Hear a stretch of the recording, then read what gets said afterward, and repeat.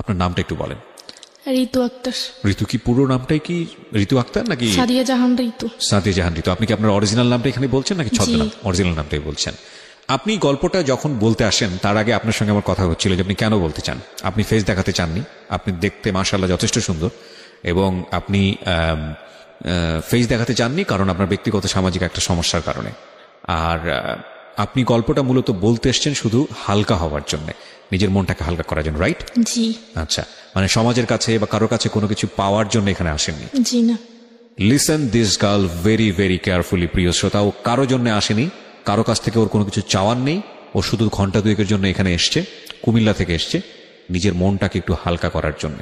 ওকে, শুরু করুন ঋতু। আপনার যেখান থেকে বলতে ইচ্ছে করে, যেভাবে বলতে ইচ্ছে করে আমি শুনবো এবং লাখ লাখ শ্রোতাকে শোনাবো। আমরা খুব অধীর আগ্রহে অপেক্ষা করছি। আমার নাম ঋতু, আমি এসেছি কুমিল্লা থেকে। আমার বাড়ি কুমিল্লা লাকসাম, নাঙ্গলকোট থানায়। আমরা 4 ভাই বোন। বড় একটা ভাই আছে, দেশের বাইরে থাকে। আমি মেজু। আমার ছোট একটা বোন আছে, তার ছোট আর একটা ভাই আছে। তো ছোটবেলা থেকে আসলে ছোটবেলার গল্পগুলো বলতে চাই না, কারণ ছোটবেলা আমার দিনগুলো অনেক সুখের কাটছে। আমার বাবা মা আমাকে যথেষ্ট, আমাকে না, আমাদের 4 ভাই বোনকে যথেষ্ট আদর, স্নেহ, ভালোবাসা সবকিছুই দিছে। তো আমি যখন খুব ছোট ছিলাম তখন আমার আগে আমার আরেকটা বোন হয়েছিল। তো বোন মারা গেছিল। তো আমার বাবা খুব মেয়ে পছন্দ করে, সবসময় বলতেন যে আমার যদি 2টা ছেলে না হয়ে আমার যদি 4টা মেয়ে হইতো আমি আরো বেশি সুখে থাকতাম। তো যাই হোক, আমাদের একটা খুবই হ্যাপি ফ্যামিলি ছিল। বাবা কি করতেন? জি, বাবা দেশের বাইরে থাকে। আমি যখন ক্লাস 8-এ উঠি তখন আমার কাছে একটা ফোন ছিল। তো আমার বেশিরভাগ পড়াশোনা হয় আমার নানুর বাড়িতে। কারণ মানে কি এরকম যে আপনি জন্মের পর থেকেই বাবাকে দেশের বাইরে দেখেছেন? হ্যাঁ। ওকে। ওইখানে সবার সাথে যোগাযোগ রাখতাম এতটুকুই, কারণ নানুর বাড়িতে ছিলাম। তো উনি বেশি একটা কিছু বুঝতো না, তো সেই জন্য আমার কাছে ফোনটা দেওয়া হয়েছে সবার সাথে কন্ট্যাক্ট করার জন্য। তো একদিন স্কুল থেকে আসছি 4টার সময়, এসে দেখি একটা অপরিচিত ফোন আসছে। অনেকবার ফোন আসছে, তো নাম্বারটা অপরিচিত দেখে আমি আরেকবার মিস কল দিই। ওকে। দেওয়ার পর ওইখান থেকে ব্যাক করার পর আমি সালাম দিই, যেটা বলার দরকার, ভালো টালো কথা জিজ্ঞেস করি। তারপর আমি ওনার নাম জানতে চাইছি। তো উনি ওনার নাম রবিউল বলছে। আমি বললাম যে আপনি কেন ফোন দিচ্ছেন, কোত্থেকে নাম্বার পাইছেন? তো উনি বলল যে দেখেন, হয়তো আল্লাহ আপনার সাথে আমার কথা বলিয়ে দিবে, সেজন্য আমি হয়তো আপনার সাথে কথা বলতে পারছি। তো তখন আমি বলছি ঠিক আছে, আর ফোন টোন দিবেন না। তো বলে যে আপনার সাথে কথা বলতে কি সমস্যা? আমি বলছি যে হ্যাঁ, আমি অপরিচিত কারোর সাথে কথা বলি না। তারপরে দিন রেখে দিছে। রেখে দেওয়ার পর 2-1 দিন পর পরই ফোন আসে। তো ফোন আসার পর ভালো মন্দ জিজ্ঞেস করার পর এতটুকুই, ভালো টালো কি করেন, কি করতেছি, কি খাইছেন, এতটুকুই। ওই সময়টাতে কি লোকটার নাম জিজ্ঞেস করা, কোথায় থাকে, কি করে? হ্যাঁ, অবশ্যই জিজ্ঞেস করছি। ওনার নাম বলছে রবিউল, নামটা ঠিক বলছে। উনি একটা এজেন্সিতে কাজ করতো। ওনার বাড়ি হচ্ছে ডোমবাড়িয়া, গ্রামের নাম। জি। তো যাই হোক, ওইখানে কাজ করে। তো একদিন আমাকে বললো যে আপনাকে একটা কথা বলবো, আপনি যদি কিছু মনে না করেন। তো আমি বলছি ঠিক আছে বলেন। বলে যে যদি হ্যাঁ হয় তো হ্যাঁ বলবেন, আর যদি না হয় না বলে দিবেন, কিন্তু রাগ করবেন না। আমি বলছি ঠিক আছে, আমি রাগ করবো না, আপনি বলেন। তো উনি আমাকে বললো যে দেখেন, আপনার কথাগুলো আমার খুব ভালো লাগে, আমি আপনার সাথে আপনার ফ্রেন্ড হতে চাই। ওকে। তো আমি আপনার সাথে ফ্রেন্ড হব, আমাকে একটু চিন্তা ভাবনা করতে হবে। তো বলে যে কতদিন লাগবে? আমি বলছি 6 মাসও লাগতে পারে, 1 বছর লাগতে পারে, আবার 1 মাসও লাগতে পারে। বলে যে না না, এত লং টাইম তো নিতে পারবো না, আমি আপনাকে 1 সপ্তাহ সময় দিলাম। আমি বলছি না। তো উনি আমাকে খুব জোরাজোরি করতেছে। জোরাজোরি করার পর আমি বলছি ঠিক আছে, আমি 1 সপ্তাহ পর, তবে 1 সপ্তাহের মধ্যে আপনি আমাকে আর ফোন কল কোনো কিছু দিতে পারবেন না। তো রেখে দিছে। রেখে দেওয়ার পর 1 সপ্তাহ পর ফোন দিছে। ফোন দেওয়ার পর আমি বলছি যে হ্যাঁ ঠিক আছে, আমি আপনার বন্ধু হতে পারি, তবে 1 শর্তে। তো বললো যে কি শর্ত? আমি বলছি জাস্ট বন্ধুই, বন্ধুর বাইরে আমি আর কোনো কিছু করতে পারবো না। বলছি ঠিক আছে, করতে হবে না। তো তখন আমি ক্লাস 8-এ উঠি, জানুয়ারি মাসের কথা। তো এইভাবেই ওনার সাথে কথা বলি, কথাবার্তা চলতেছে। তো কথাবার্তা চলার মাধ্যমেই উনি আমাকে দেখা করার কথা বলছে এর মধ্যে অনেকবার। তো দেখা করার কথা বলছে, আমি আসলে দেখা করতে চাই না ওনাকে। তো 1 বছরের মাথায় উনি আমাকে প্রপোজ করেন। প্রপোজটা কিভাবে করলো? ফোনের মাধ্যমে? হ্যাঁ, ফোনের মাধ্যমে। 1 বছর কোনো দেখা হয়নি। এর মাধ্যমে কি আপনাদের এর আগে বা মানে ফেসবুক বা অনলাইনে কোথাও? না, তখন তো আমি ফেসবুক এমনিতে নর্মাল একটা ফোন ইউজ করতাম, এছাড়া কোনো কিছু ছিল না? শুধু আপনাকে দেখিনি? না, দেখি আপনাকে প্রপোজ করে ফেলেছে? হ্যাঁ, প্রপোজ করে ফেলছে। 1 বছর কথা বলার পর প্রপোজ করে ফেলছে। তো আমি বলছি ঠিক আছে, আপনি আমাকে। বয়সটা জানা ছিল? লাইক আপনি তখন ক্লাস 8-এ পড়েন, ওর বয়স কত ছিল? ওনার বয়স তখন 24 বছর ছিল। তো আপনি তখন খুব বেশি হলে 13 থেকে 14 বছর বয়স, তো 10 বছরের ডিফারেন্স। তখন আমার ওনার বয়সটা ভালো লাগতো। ভয়েসটা ভালো লাগতো? হ্যাঁ, ফোনে কথা আমি ওনাকে দেখিনি। আচ্ছা আচ্ছা। তাও কি আর ওনাকে দেখি না, জাস্ট ওনার সাথে কথা বলতে আমার ভালো লাগতো। আচ্ছা। তো এসের জন্য কথা বলতাম। তো কথা বলার পর উনি আমাকে প্রপোজ করলো, বলে যে আপনার সাথে আপনার মানে কথা অনেক চিন্তা ভাবনা করলাম, আপনার মতো এরকম একজনকে খুঁজছি, বা আপনাকে আমার খুব ভালো লাগে, আপনাকে যদি আমার জীবনসঙ্গী হিসেবে পাইতাম তাহলে অনেক ভালো হইতো। আমি বলছি আপনি কি আমার দেখেন নাই? দেখেন আমি তো দেখতেও সুন্দর না, আপনি আর আপনি যেভাবে চাচ্ছেন আমি তো ওরকম না। বলে যে না, যার কথা সুন্দর। যাই হোক, আপনার ক্ষেত্রে আপনি না দেখেই ও আপনাকে প্রপোজ করেছে, আপনি কি করলেন? তখন আমি বলছি যে আপনার সাথে তো আমার প্রথমে কথা হয়েছে যে ফ্রেন্ড হিসেবে আমরা সারা জীবন থাকবো, কিন্তু তার বাইরে আমি কোনো কিছু করতে পারবো না। তো বলে যে হ্যাঁ দেখেন, আমি আপনার প্রতি খুবই দুর্বল হয়ে গেছি, আসলে আপনাকে সবসময় ভাবি, সেজন্য আসলে ফ্রেন্ড থেকে যদি আরেকটু সম্পর্কটা আরেকটু গভীরে যায় তাহলে আপনার জন্য ভালো হয়, আমার জন্য ভালো। তখন আমি বলছি যে আমি আপনাকে দেখিনি, বাট আপনিও আমাকে দেখেন নাই, তো এখানে আসলে সম্পর্কটা কখনই হতে পারে না। তো আমি কথা বলে ফোনটা রেখে আমি ফোনটা অফ করে ফেলছি। একটানা 10 দিন আমি ফোন অফ রাখছি। ফোন অফ রাখার 10 দিন পর আমি যখন ফোনটা অফেন করছি, ফোনটা অফেন করার সাথে সাথেই ওনার ফোন। তো আমি ফোনটা তখন রিসিভ করিনি। তো রিসিভ না করাতে অনেকবার ফোন দিছে, ফোন আমি রিসিভ করিনি। তারপর উনি আরেকটা অপরিচিত একটা নাম্বার দিয়ে ফোন দিছে। তো আমি অপরিচিত নাম্বারটা যখন চিনি না, তখন ভাবলাম যে আমার হয়তো আত্মীয় স্বজন হইতে পারে। তো আমি ফোনটা রিসিভ করি। রিসিভ করার পর উনি আমাকে বলে যে আপনি আমাকে মানে আমার ফোনটা রিসিভ করছেন না, আপনি ফোন বন্ধ রাখছেন কেন, কি সমস্যা আপনার যদি ভালো না লাগে আপনি আমাকে না বলে দেন। আমি বলছি না, আমার ভালো লাগে না, আপনি আর আমাকে ফোন দিয়েন না, আসলে আমি এটা চাচ্ছি না, আমার ফ্যামিলি সেটা কখনোই অ্যাকসেপ্ট করবে না। তো বলে যে না, আপনি একটু ভেবে দেখেন, আসলে চিন্তা ভাবনা করে তো মানুষ সব কাজ করে, তো চিন্তা ভাবনা করে ভালো, আপনি একটু ভেবে দেখেন। তা আমি বলছি ঠিক আছে, আমি ভাববো। তো বলে যে ভাববার জন্য কতদিন সময় লাগবে? তা আমি বলছি দেখেন, আমার চিন্তা ভাবনা যে নিঃশ্বাস হবে আমি আপনাকে কয়েকদিন ফোন দেবো, কিন্তু তার আগে আপনি আমাকে আর ফোন দেবেন না। বলে যে না, এটা কেমন কথা, আসলে আপনার সাথে কথা না বলে আমি থাকতে পারি না, এই 10টা দিন আমার অনেক কষ্ট হয়েছে, আপনাকে আমি কিভাবে বোঝাবো? তো বলে যে ঠিক আছে, আমি 10 দিন সময় দিলাম। তো ঠিক আছে, আমি 10 দিন পর উনি আমাকে ফোন দিল বিকেলের টাইমে। তখন আমি বলছি যে ঠিক আছে, আমি রাজি আছি। তো বলে যে ঠিক আছে, তখন তো রাজি হয়েছে। আপনি রাজি হয়ে গেলেন? হ্যাঁ, আমি রাজি হয়ে গেছি। রাজি হয়ে গেলেন কেন? মানে আপনি তো আসলে মানে চিন্তা ভাবনা করেছি, আর আসলে তাই সে কেমন দেখতে সেটা আমি জানি না, তো তার কথাগুলো আমার ভালো লাগতো, আসলে তার কথাগুলো। মানে আপনি নিজেও দুর্বল ছিলেন? হ্যাঁ, তার কথার মধ্যে আমি খুবই দুর্বল ছিলাম। তার মানে সে অনেক সুন্দর গুছিয়ে কথা বলতে পারে, বা তার কথাগুলো অনেক ভালোই লাগে আমার, মানে শুনতেই মন চায়। ওকে।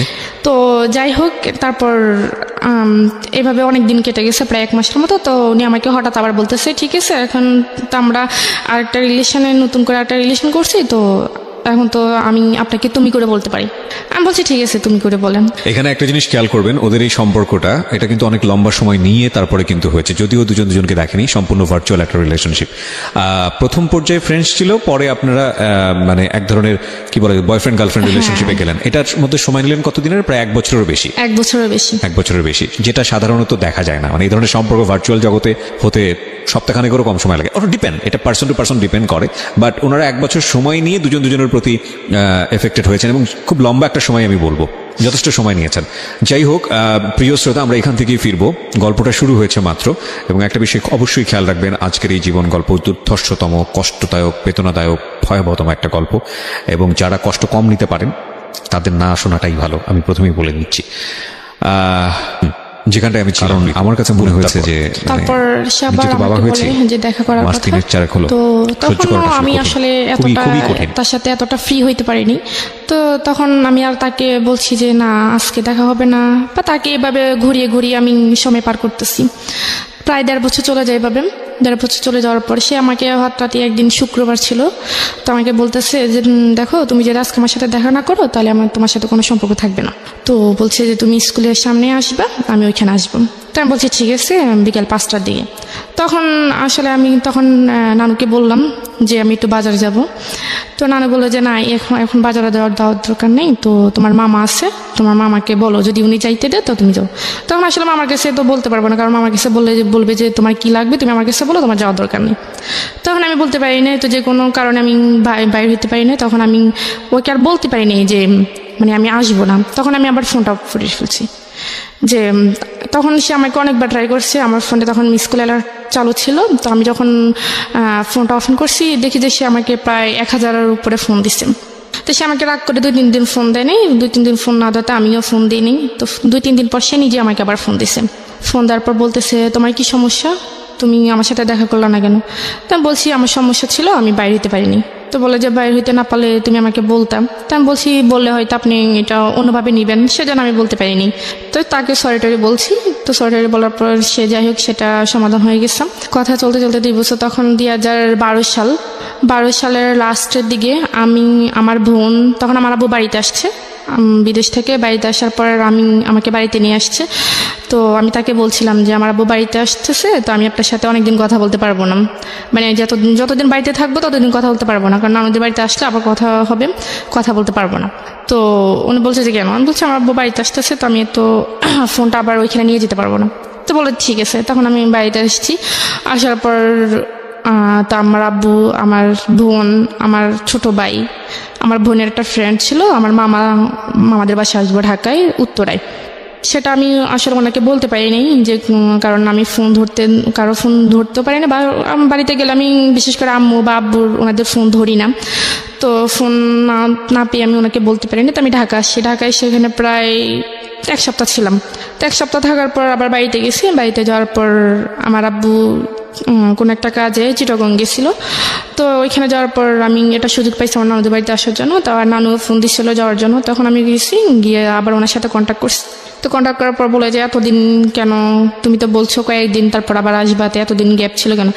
বলছি ঢাকা গেছিলাম আব্বুর সাথে, সেজন্য বলতে পারিনি। তো এই ব্যাপারটা আমি ওনাকে বলি নাই কেন, ওইটা উনি আমার সাথে অনেক রাগ করছে যে তুমি ঢাকা গেছো আমাকে বলছো, নাহলে আমিও ঢাকা যেতাম, দূর থেকে তোমাকে দেখতাম।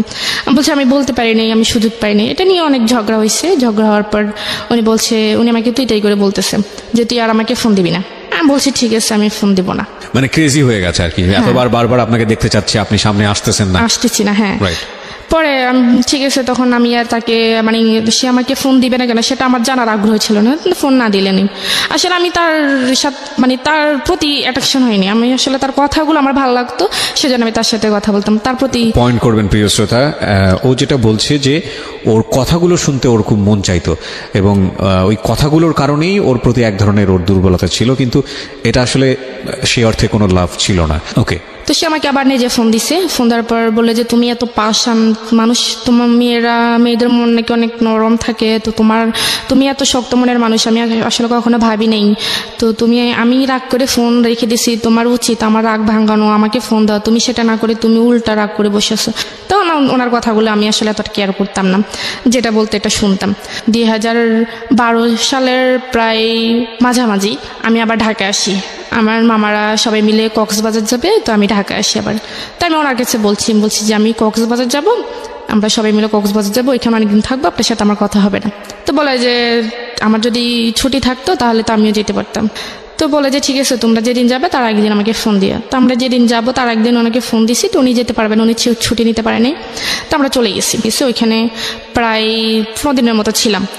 15 দিন থেকে আবার যখন কক্সবাজার গেছি তখন আমার মামারও সাথে ছিল। তো মামার এক বন্ধু ছিল, তো সাথে ছিল, তো উনি আবার ওইখানে গেছে। তো আমরা ওইখানে অনেক আনন্দ করলাম, সবাই মিলে একসাথে ছিলাম, আড্ডা দিলাম। তো ওই ছেলে আবার আমাদের সাথে ছিল। তো আমি আবার ঢাকায় যখন কক্সবাজার থেকে যখন ঢাকায় ব্যাক করি, তখন ওই ছেলে আমার আরেকটা মামাতো ভাই ছিল, ওর নাম হচ্ছে রাফি। ওর কাছে আবার মানে আমার জানতে চাইছে যে মেয়েটা কে বা কি করে। ছেলেটার নাম কি ছিল? রাজু। ওকে। তো কি করে বা কোথায় থাকে? তো বললো যে এটা আমার সম্পর্কে মামাতো বোন হয়, তো এরকম। তো বলে যে আমি ফোন ইউজ করে, তো আমি যে ফোন ইউজ করি সেটা তার ওনারা জানে না। তো বলে যে না ফোন ইউজ করে না কেন? তো বলে যে না এমনিতেই। তখন আমার মামা যখন বাড়িতে আসে শীতের সময়, তখন ওই ছেলে আবার আমাদের সাথে, আমার মামাদের সাথে আমাদের বাড়িতে আসছে, তো মা আমাদেরকে দাওয়াত করায়, ওই ছেলেও আসছে আমাদের বাড়িতে। তো আমাদের বাড়িটারি দেখলো, আমাদেরকে দেখলো, তখন আমার সাথে কথা বললো, হাই হ্যালো এতটুকুই। কি করো, কোন ক্লাসে পড়ো? তখন আমি ক্লাস 9-এ পড়ি।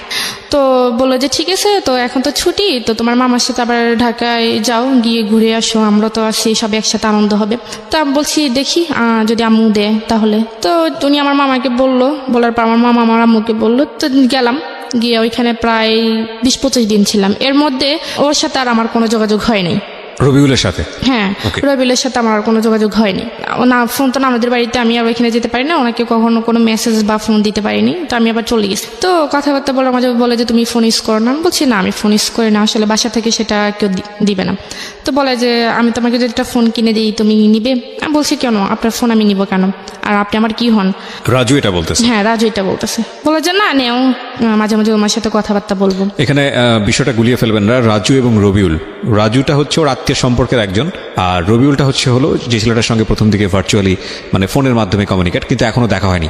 ওদের মধ্যে এক ধরনের সম্পর্ক রয়েছে, বয়ফ্রেন্ড গার্লফ্রেন্ড বলা যেতে পারে, বাট ঠিক সে অর্থে ম্যাচিউর টাইপের রিলেশনশিপ না, অন্তত এই মেয়েটার সাইড থেকে না। ওকে, ঠিক আছে, বলুন তারপর। তো রাজু আমাকে যখন আমি চলে আসবো তখন রাজু আমার মামা আর ওই মামাতো ভাইটা আমাকে বাস পর্যন্ত বাসে উঠেছে, কারণ মামা আমার সাথে আসছে আর মামার সাথে ওনারা আসছে আমাদেরকে এগিয়ে দেওয়ার জন্য। তো আসছে রাজু এখানে, মানে আমি চলে যাচ্ছি, মানে এটা দেখো কান্নাকাটি করতে আসছে।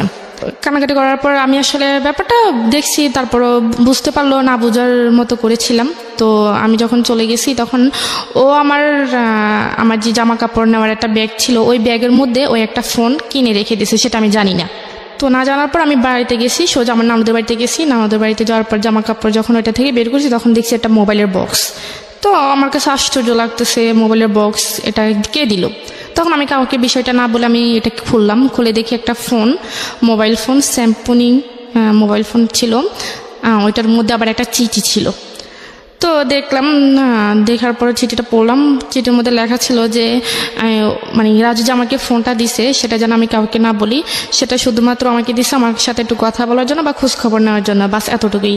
আর যদি ওর মোবাইলটা আমার নিতে ইচ্ছে না হয় তাহলে সেটা ফেলে দেওয়ার জন্য, কিন্তু কাউকে না বলার জন্য, এটা লিখে দিছে। তো লিখে দেওয়ার পর আমি এটা রেখে দিচ্ছি, কিন্তু আমি আর ফেলিনি। ওটার সাথে আবার একটা সিমও দিছে, তো আমি ওইটা অফ করছি। করার পর ও আবার অনেকগুলো মেসেজ করছে। আমি ফোনটা অফ করার পর অনেকগুলো মেসেজ পেয়েছি, কেমন আছি, কোথায় আছি, ওইটা রাস্তার মধ্যে ফোন দিছে। তো আবার ফোনও দিছিল মনে হয়। তখন রাত্রেবেলা আমি আর ওকে ফোন দিই নাই বা মেসেজও রিপ্লাই দিই নাই। তো রাত্রেবেলা সন্ধ্যার দিকে আমার নানু তখন নামাজ পড়তে গেছে, তো আমিও নামাজ পড়ে ফেলছি আগে, নানু পরে নামাজ পড়তে গেছে। পড়ার পর আমি ওই আমার আগের ফোনটা রবিউলের সাথে আবার আপনি নামাজ পড়েন? হ্যাঁ। বাহ, মাশাআল্লাহ। হ্যাঁ। তো রবিউলকে মিস কল দিলাম। তো মিস কল দেওয়ার পর সে সাথে সাথে ব্যাক করলো। ব্যাক করার পর রবিউলের সাথে কতদিন পরে কথা হচ্ছে? এই প্রায় 1 মাস 10 দিন। 1 মাস 10 দিন কোনো কমিউনিকেশনই ছিল না? জি না। মানে আপনার দিক থেকে আপনি অনুভবই করেননি? না, কোনো অনুভবই করিনি। তার মানে বুঝতেই পারছেন ইট ওয়াজ নট লাভ, অ্যাকচুয়ালি কোনো লাভ ছিল না। নইলে 1 মাস 10 দিন অফ ট্র্যাকে থাকার সময় ও বিজি হয়ে গেছে অন্য কোনো জায়গাতে, রবিউল মাথা থেকে আউট হয়ে গেছে। কিন্তু যখনই ও ফিরে এসছে, সময় হাতে আছে, তখন আবার রবিউলকে সে নক করছে। তারপর ফোন দিলাম, ফোন দেওয়ার পর ও ফোনটা রিসিভ করার সাথে সাথে খুব কান্নাকাটি করতেছে, অনেক মানে বাচ্চাদের মতো খুব জোরে জোরে কান্নাকাটি করতেছে। আমি কেন তাকে এতদিন ফোন দিইনি। তখন আমি তাকে ব্যাপারটা বুঝিয়ে পড়ার পর সে আমাকে বলতেছে আমি তোমার সাথে কালকেই দেখা করতে চাই। আমি বলছি এটা কখনোই সম্ভব না, আমি কালকে দেখা করতে পারবো না, আমার যখন সময় হবে আমি তখনই আপনাকে ফোন দিব, আপনি আমার সাথে দেখা করিয়েন। এর মধ্যে রাজু আবার আমার মামাতো ভাই যার মাধ্যমে পরিচয় হয়েছিল, সে আবার আমার নানুদের বাড়িতে আসছে। তো রাজু আবার আমার নানুদের বাড়িতে আসছে। আসার পর সে আমাকে ভালোটার কথা জিজ্ঞেস করার পর আমার নানুর সাথে কথা বললো। কথাবার্তা বলার পর সে 2 দিন ছিল। 2 দিন থাকার পর সে আবার চলে গেছে। চলে যাওয়ার 5-6 দিন পর রাজু তার আম্মুকে পাঠাইছে। রাজুর আব্বু নাই, তার আম্মুকে পাঠাইছে আমার নানুর কাছে। পাঠাইছে সে আমাকে বিয়ে করবে, একটা বিয়ের প্রস্তাব নিয়ে আমাকে সে পাঠাইছে। সে কি করতো সেই মুহূর্তে? সেই পড়াশোনা করতো, অনার্স করতো। এই অবস্থায় বিয়ের প্রস্তাব দিয়ে পাঠিয়েছে? হ্যাঁ, আর ওরা মানে ঢাকায় স্থানীয় ছিল। ওকে। প্রস্তাব পাঠাইছে। তো তার আম্মু তো তখন আমাকে দেখে নেয় ঢাকা থাকাকালীন, তো উনি আমাকে দেখছে, দেখার পর আমার নানুকে ডিরেক্টলি বলছে যে আপনার নাতিকে তো আমার ছেলে খুবই পছন্দ করে, তো আপনাদের যদি কোনো আপত্তি না থাকে তাহলে আমরা এখানে একটা আত্মীয়তা করতে পারি।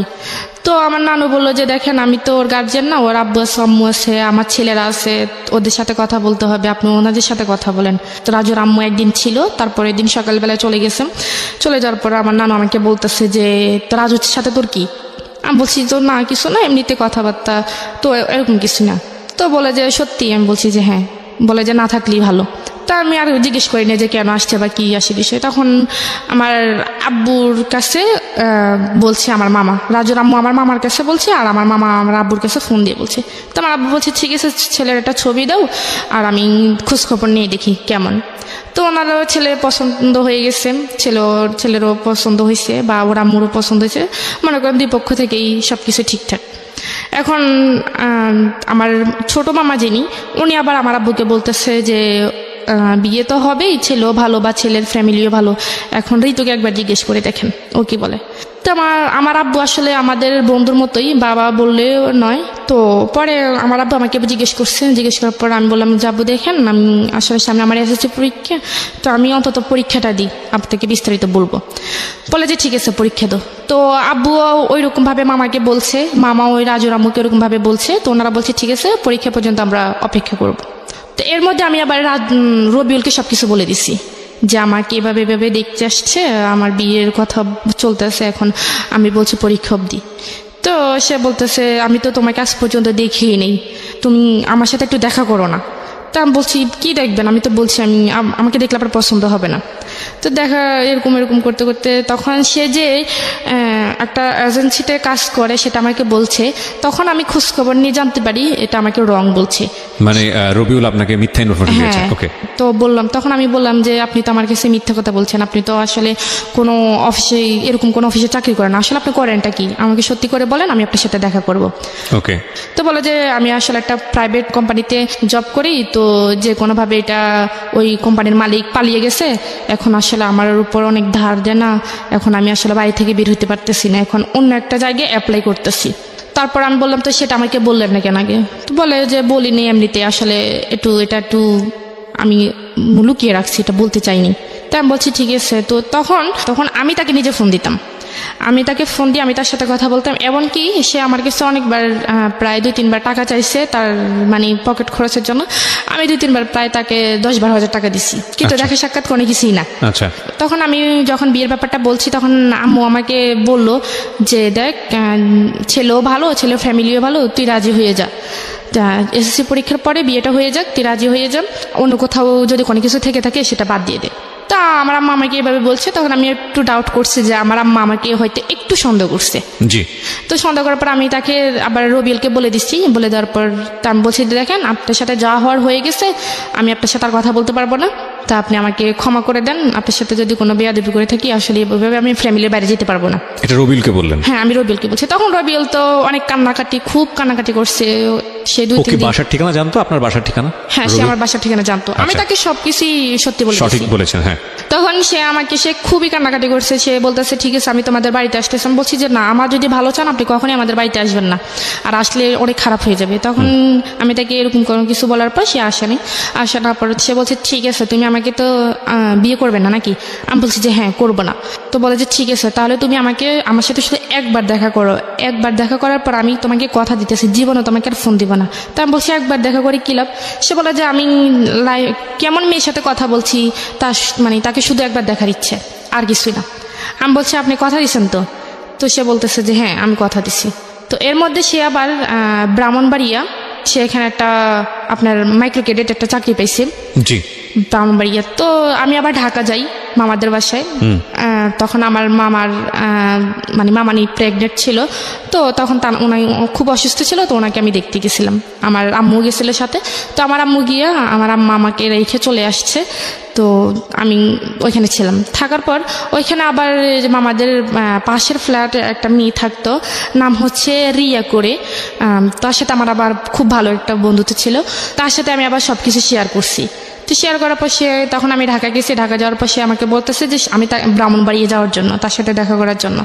তা বললাম আমি একটা মেয়ে হয়ে আমি ওইখানে কিভাবে যাই? বলে যে দেখো আমি তো নতুন অফিসে জয়েন করছি, নতুন, এখন তো আমাকে ছুটি দিবে না, তো আমি আসলে কিভাবে তোমার কাছে যাবো, তুমি একটু আমার কাছে আসো। তো আমি বলছি ঠিক আছে। তখন আমি ওই রিয়াকে নিয়ে বাইরে বের হওয়ার নাম করে ওকে নিয়ে যাই। শুক্রবার দিন ছিল তখন। ইন দ্য মিন টাইম কি আপনার রাজুর সঙ্গে দেখা সাক্ষাৎ করা, কথাবার্তা হওয়া, এগুলো কোনো কিছু হচ্ছে? না না, ওই কথা মানে বিয়ে যখন পাঠিয়েছে, যেহেতু ফোনটা আপনার কাছে আছে সেজন্য জিজ্ঞেস করছি। ফোনটা আমার কাছে আছে, ফোনে কথা হয় না, ওই ফোনটা দিয়ে আমি আবার রবির সাথে কথা বলি, কিন্তু রাজুর সঙ্গে কথা বলি না। রাজুর সাথে আর কথা বলি না। আচ্ছা, যাই হোক গেলাম ব্রাহ্মণবাড়িয়া বিশ্ব রোড, ওইখানে উনি রবিয়াল আসছে। আসার পর আমরা গেলাম, যাওয়ার পর সে আমাকে ফোন দিছে। তো আমি বোরকা পরে জানি, আমি এমনিতেই নর্মালভাবে গেছি। তো আসলে ওই মানে আমি ওই কথাটা কখনো ভুলবো না, ওনাকে দেখে আসলে আমার মানে মাথা ঘুরতেছে, মানে এরকম একটা অবস্থা যে মানে আমি আসলে যেটা ভাবছি, যেটা কল্পনা করছি, এটা সম্পূর্ণ বাইরে। সে মনে করেন তখন খুবই হ্যাংলা ছিল, অনেক কালো ছিল। তো আমি ভাবলাম আর বাবা এটা কি, এটা তো এখন আমার ফ্যামিলি কখনো কোনোভাবে মেনে নেবেন। অডিওর সাথে ভিডিওর মারাত্মক পার্থক্য, এটাকেই বলে। এবং এটাই হয় আসলে, ভোকাল শুনে ইমাজিন যেটা হয় সেটা বাস্তবে যখন মুখোমুখি হয় সেটা আসলে অনেক বেশি, এবং এটা আরজিদের ক্ষেত্রে আরো বেশি হয়, টু বি অনেস্ট। অবশ্যই এখনকার যুগটা অন্যরকম, কারণ এখন ফেসবুকের যুগ, এখন সব আরজিদেরকে দেখা যায়। আমরা যখন শুরু করেছি তখন দেখা যেত না, তখন এক একজনের ইমাজিনেশন ছিল যে নিশ্চয়ই আমার আরজি, আমি যাকে পছন্দ করি সে দেখতে শাহরুখ খানের মতো হবে, সালমান খানের মতো হবে। এবং তারপরে যখন ফেস টু ফেস হতো সেই দৃশ্য নাই বা বলি। যাই হোক, নিজের জীবনেরও বেশ কয়েকটা অভিজ্ঞতা আছে আর কি, যে জন্যই বললাম। হ্যাঁ, তারপর তার সাথে আমি দীর্ঘ 3 বছর পর দেখা করি ওই দিন। তো 3 বছর পর ওই দিন ফার্স্ট দেখা। তো আমি আবার যখন আমি তার সাথে দেখা করতে যাচ্ছি, মানে গাড়িতে উঠতেছি, তখন আমি আবার তাকে বলছি যে দেখেন আপনি আমাকে কথা দিয়েছেন, আপনি আমার সাথে শুধু একবারই দেখা করবেন। এখন আপনি যেরকমই হন, আমি আপনার সাথে দ্বিতীয়বার কথা বলবো না। সে বলছে ঠিক আছে, তুমি নিশ্চিন্তে থাকো, আমি তোমাকে কখনোই বিরক্ত করবো না। তো যাই হোক, সে আমাকে দেখলো, আমিও তাকে দেখলাম। দেখার পর ওইখানে একটা রেস্টুরেন্টে গেলাম। ওই দিন আমি সারাদিন মানে তার সাথে দেখা করবে একটু আনইজি ফিল করতেছি। আসলে আমি সারাদিন খাই নাই, তো না খাওয়াতে আমার খুব খিদে লাগছে, কিন্তু তাকে দেখার পর আমার খিদে চলে গেছে। ওকে, তাকে দেখার পর আমার খুব খিদে চলে গেছে, যে মানে যখন গাড়িতে আসতেছে তখন ভাবতেছি যে ওনার সাথে দেখা করলে একসাথে হয়তো দুপুরে লাঞ্চ হবে বা সকালের নাস্তা দুটি একসাথে হবে। কিন্তু তাকে দেখার পর আমার খিদেটা চলে গেছে। আমি কি খাবো? তখন সে আমাকে একটা রেস্টুরেন্টে নিয়ে গেছিল, ওইটার নাম ছিল ঝুমুর, ব্রাহ্মণবাড়ি একটা শহরে। ওইখানে নিয়ে গেছিল। তো শুক্রবার যেহেতু ছিল, উনিও হয়তো খাওয়া দাওয়া করে আসে না, তো উনি খাইছে, আমাকেও দিছে, আমি খাইনি, আমি বসেছিলাম। তো আমি ওইখান থেকে খুবই বিরক্ত ফিল করতেছি যে আমি কখন যাবো এখান থেকে। তো খাওয়া দাওয়া শেষ হলো, শেষ হওয়ার পর তখন আমরা আবার যখন বাস স্ট্যান্ডে যাইতেছি, মানে সে আমাকে বাসে তুলে দিবে, তখন সে আমাকে জিজ্ঞেস করতেছে যে তোমাকে আমার পছন্দ হয়েছে, আমাকে তোমার পছন্দ হয়েছে কিনা। তখন আমি বলছি ঠিক আছে, আপনি তো আমাকে বলছেন যে আপনি আমার সাথে আর কখনোই দেখা করবেন না বা কথা বলবেন না, এটা কেমন কথা? এখন তো আপনি আমার মানে কথার সাথে কাজের কোনো মিল নেই, এটা তো কখনোই সম্ভব না। আমি আপনাকে বিশ্বাস করে আপনার সাথে দেখা করতে আসছি, আর আপনি এখন এটা কি বলতেছেন? বলে যে না দেখো, আমি বলে ফেলছি, এটা শুধু তোমাকে দেখার জন্য বলছি, আমি মন থেকে এটা বলিনি। আমি বলছি ঠিক আছে, আমি আগে বাসায় যাই, আমি অনেক টায়ার্ড, আমি খুবই ক্লান্ত, অনেক জার্নি হয়েছে, আমি বাসায় যাই। তো আমার ফোনে চার্জ ছিল না, তো আমি যখন গাড়িতে উঠি তখন আমার ফোনে মানে মোবাইলটা বন্ধ হয়ে গেছে। তো আমি বাসায় গেছি, বাসায় গিয়ে গোসল করলাম, গোসল টোসল করে বা ফ্রেশ হয়ে খাওয়া দাওয়া করে বাসায় গিয়ে মোবাইলটা চার্জে দিচ্ছি, বন্ধ রেখে চার্জে দিছি, আমি মোবাইলটা আর খুলিনি। তো অনেকক্ষণ সময় হয়েছে, বাসায় আস্তে আস্তে 6টা বাজছে। তো আমি ওনার সাথে আমি ফোনটা অফেন করি 8টার সময়। তো ফোনটা অফেন করার সাথে সাথে উনি আমাকে ফোন দিচ্ছে। তো বলতেছে এই তুমি আমাকে কেন এতক্ষণ ফোন দেওয়া নেই, মোবাইল বন্ধ ছিল কেন? জানো আমি কতক্ষণ টেনশন ছিলাম যে তুমি আমাকে কেন ফোন দেওয়া নেই, আমি কত টেনশনে ছিলাম, আমাকে টেনশন রাখতে ভালো লাগে, মানে সে এরকম করে কান্নাকাটি করতেছে। আচ্ছা, তা আমি বলছি যে দেখেন আপনি কান্নাকাটি করতেছেন কেন? আসলে আমি আপনাকে ফোন দিব কেন? আপনি তো বলছেন আপনার সাথে আমার কোনো কথা হবে না, তাহলে আপনি আমাকে ফোন দিচ্ছেন কেন? আপনি আমাকে দয়া করে আর ফোন দিয়েন না, আমি আপনার কথার উপর বিশেষ করে আপনার সাথে দেখা করছি, সেজন্য এটা না যে আপনার সাথে আবার কথা বলতে হবে।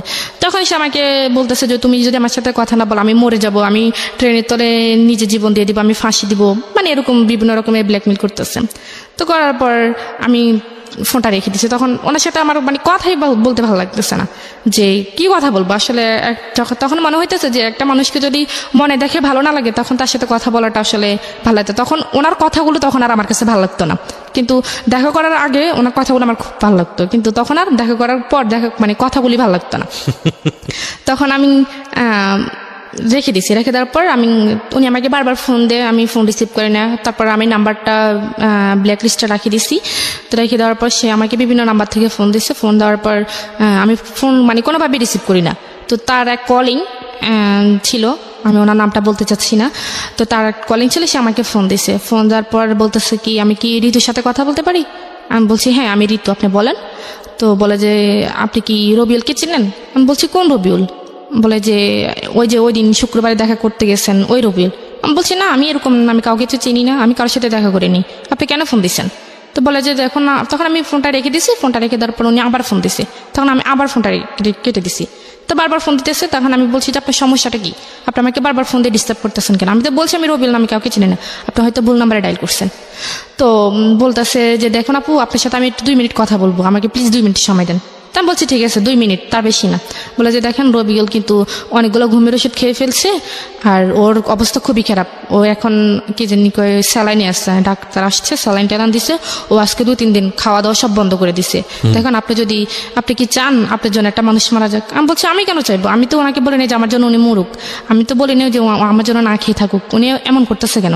বলে যে একটা মানুষ যদি একটা মানুষের সাথে কথা বললে তার জীবনটা বেঁচে যায়, তাহলে সেটা আমার মনে হয় সেটা একটা ভালো কাজ। আপনি যদি আপনার ভালো কাজের জন্য যদি ওই মানুষটার জীবন প্রাণে বেঁচে যায়, তাহলে তা আপনি আল্লাহর কাছে ভালো পাবেন। উনি আমাকে এরকম করে বলতেছে। তখন আমার কাছে একটু খারাপ লাগে। আমি বলছি মানুষটা আসলে সত্যি সত্যি যদি আবার মরে টরে যায়, তখন তো আপনার অন্তরে একটু মায়া হয়েছে তার জন্য। মায়া হয়েছে। তখন আমি বলছি ঠিক আছে ওনার কাছে দেন। তো বলে যে উনি তো এখন অজ্ঞান অবস্থায় আছে, ওনার জ্ঞানে আসলে আমি আপনাকে ফোন দিব। তো বিকেলের দিকে উনি আবার ফোন দিচ্ছে। ফোন দেওয়ার পর বলতেছে যে নেন রবিউল ভাইয়ের সাথে কথা বলে। তো আমি বলছি, তখন আমি ওনাকে তুই তাই করে বলছি। আমি বলছি যে তোর সমস্যা কি, তুই আমাকে বলছস যে তুই আমার সাথে কথা বলবি না, আমাকে আর ফোন দিবি না, তো তুই এরকম করতেছস কেন? তুই কি আমাকে ফাঁসাতে চাইতেছস? সামনে আমার বিয়ে, আমি তো তোর সাথে কখনোই কথা বলতে পারবো না। তো সে আমাকে বলতেছে তুমি আমাকে যা গালি দাও, মারো, যাই করো, আমি তোমাকে বারবার ফোন দেবো। আর তুমি যদি তাও আমার ফোন রিসিভ না করো বা মোবাইল বন্ধ করে রাখো, সমস্যা না, আমি তোমার বাড়ি চিনি, আমি তোমার আব্বু আম্মুকে গিয়ে বিস্তারিত যা বলার বলে দিব। তা আমি বলি কি বলবেন? বলে যে যা বলার বলবো, যাতে তোমার আব্বু আম্মুও কখনো মুখ দেখাইতে না পারে আর তুমি না দেখাতে পারো। তখন আমি বুঝতে পারছি সে আমাকে এক ধরনের ব্ল্যাকমেল করতেছে। তখন আমি বলছি যে ঠিক আছে তাহলে আমাকে কি করতে হবে? বলে যে তুমি আমার সাথে কথা বলবা। আমি বলছি ঠিক আছে আমি কথা বলবো। মানে আপনি ভয় পেলেন? হ্যাঁ আমি ভয় পেয়ে গেছি, কারণ ও আমার বাসা চেনে, বাড়ি চেনে। এখন যদি আমাকে বাবাও বাড়িতে থাকে না? হ্যাঁ। তখন কি বাবা বাড়িতে থাকতো না সৌদি আরবে? না, চলে গেছে, দেশের বাইরে চলে গেছে। সুতরাং ভয় হয়েছে, বড় ভাই যেহেতু শাসন করতে পারে। হ্যাঁ, এখন আম্মু তো আছে, এখন আর বলছে যে সে বাড়ির আশেপাশে মানুষদেরকে জানাইবে। ওকে। তা আমি তার সাথে গ্রামে একটা মেয়ের কুৎসা রটনা হওয়া বা মেয়েটার নামে একটা কিছু রটনা হওয়া, এটা কিন্তু বাতাসের আগে আগে দৌড়ায় গ্রামগঞ্জে।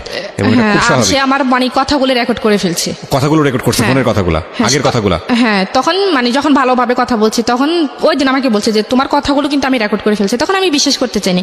তো সেই ওই যে ছেলেটা আমাকে ফোন দিছিল, ওর কথা বললো, ওই ফোন নাম্বার থেকে ফোন দিয়ে ওই আমার রেকর্ডগুলো শোনাইছে।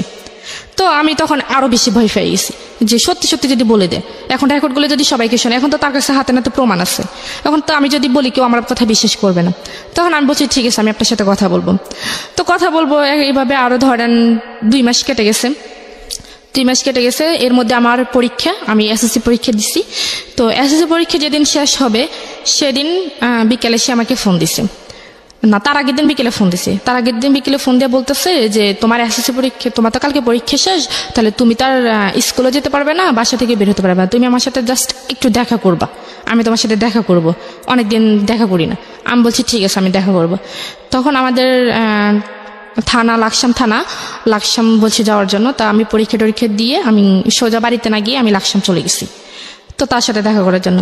তো সে ওইখানে তার কিছু বন্ধু বান্ধব আসছে, আসার পর সে আমার সাথে কথাবার্তা বললো। সে বললো যে চলো আমরা একটু ঘুরে আসি, লাকসাম ফয়জিনেসা কলেজের নাম মনে হয় শুনছেন, ওইখানে সে আমাকে বলে যে ওই জায়গাটা একটু সেভ আছে, আমরা একটু কথা বলি। আমি বলছি যে না আমি কথা বলতে পারবো না, আমাকে বাসে যেতে হবে, বাসে সবাই টেনশন করবে, আমি বলে এসেনি। বলছে যে না একটু সময়, 5 মিনিট সময় দাও। তখন আমি ওইখানে গেছি, দেখি যে তার অনেকগুলো বন্ধু, তার প্রায় 10-12 জন তার বন্ধুরা চলে এসে আমাকে ভাবি যাবি বলতেছে, ভালো টালো। তখন আমার কাছে আশ্চর্য লাগতেছে, আমি কি ব্যাপার, ওরা কোথেকে আসছে? বলে যে এখানে ওরা অনেকদিন পর, ওরা ঢাকার বাইরে থাকে, কেউ চিটাগাং থাকে, কেউ বরিশাল থাকে, বিভিন্ন জন বিভিন্ন জায়গায় থাকে, তারা এখানে আসছে, তো তোমাকে দেখতে চাইছে, এই জন্য দেখাইতে আসছি। তখন আমি বলছি ঠিক আছে তাহলে আমি চলি। তখন আমার কাছে একটু ডাউট লাগছে, তখন ওদের মানে ভাব ভঙ্গি আমার ভালো লাগতেছে না।